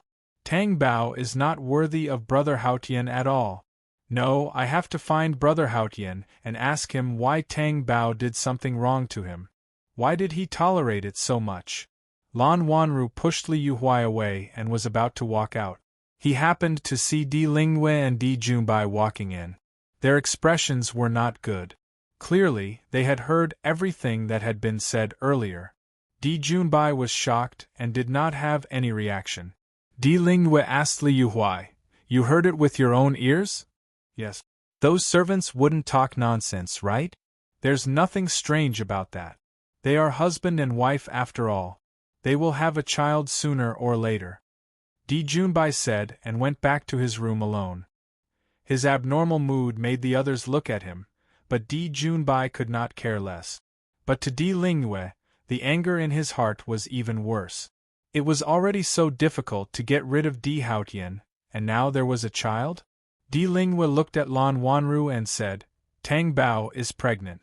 You should go and visit him, but there's no hurry. Di Haotian hasn't told anyone about this yet. If we know in advance, people will make wild guesses."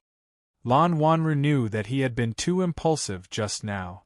Even though he knew how sad he was and wanted to question Di Haotian, he restrained himself and said, "I understand." Tang Bao ate and slept every day, and then watched movies to pass the time. Thinking about the 10 months of pregnancy, he felt that it was a long and terrifying time. It was only a month. There were still 9 months. In the morning, Di Haotian was in the study, and Zhang Li accompanied him to walk around. Then, they walked to the flower bed a few days ago. When they saw the flowers planted there, they were stunned. They were not moongazer, but other flowers.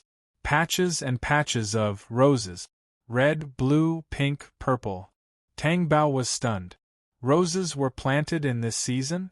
And the other colors were all ones that Tang Bao had never seen before. "Young Madam, young Master Di asked someone to plant these." "They were planted for young Madam," Zhang Li said with a snicker on his face. Tang Bao's face turned red. She asked, "Won't the roses freeze to death in this season? There's a layer of hot spring soil below." It will heat up, so they won't freeze to death. It's good, but why did Di Haotian dye the flowers in all kinds of colors? Tang Bao asked, pointing at the roses in all kinds of colors other than red. The corner of Zhang Li's mouth twitched. They're not dyed. They're just different colors of different varieties. Oh, I see. Then, how many roses are there in total? 9,999 roses. Tang Bao stared at the flowers in a daze.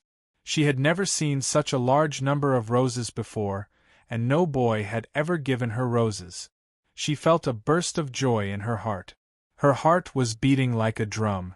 Roses represented love. You're tuning in to the Phoenix Nights YouTube channel. Don't forget to subscribe and join us on this journey to catch the most captivating stories.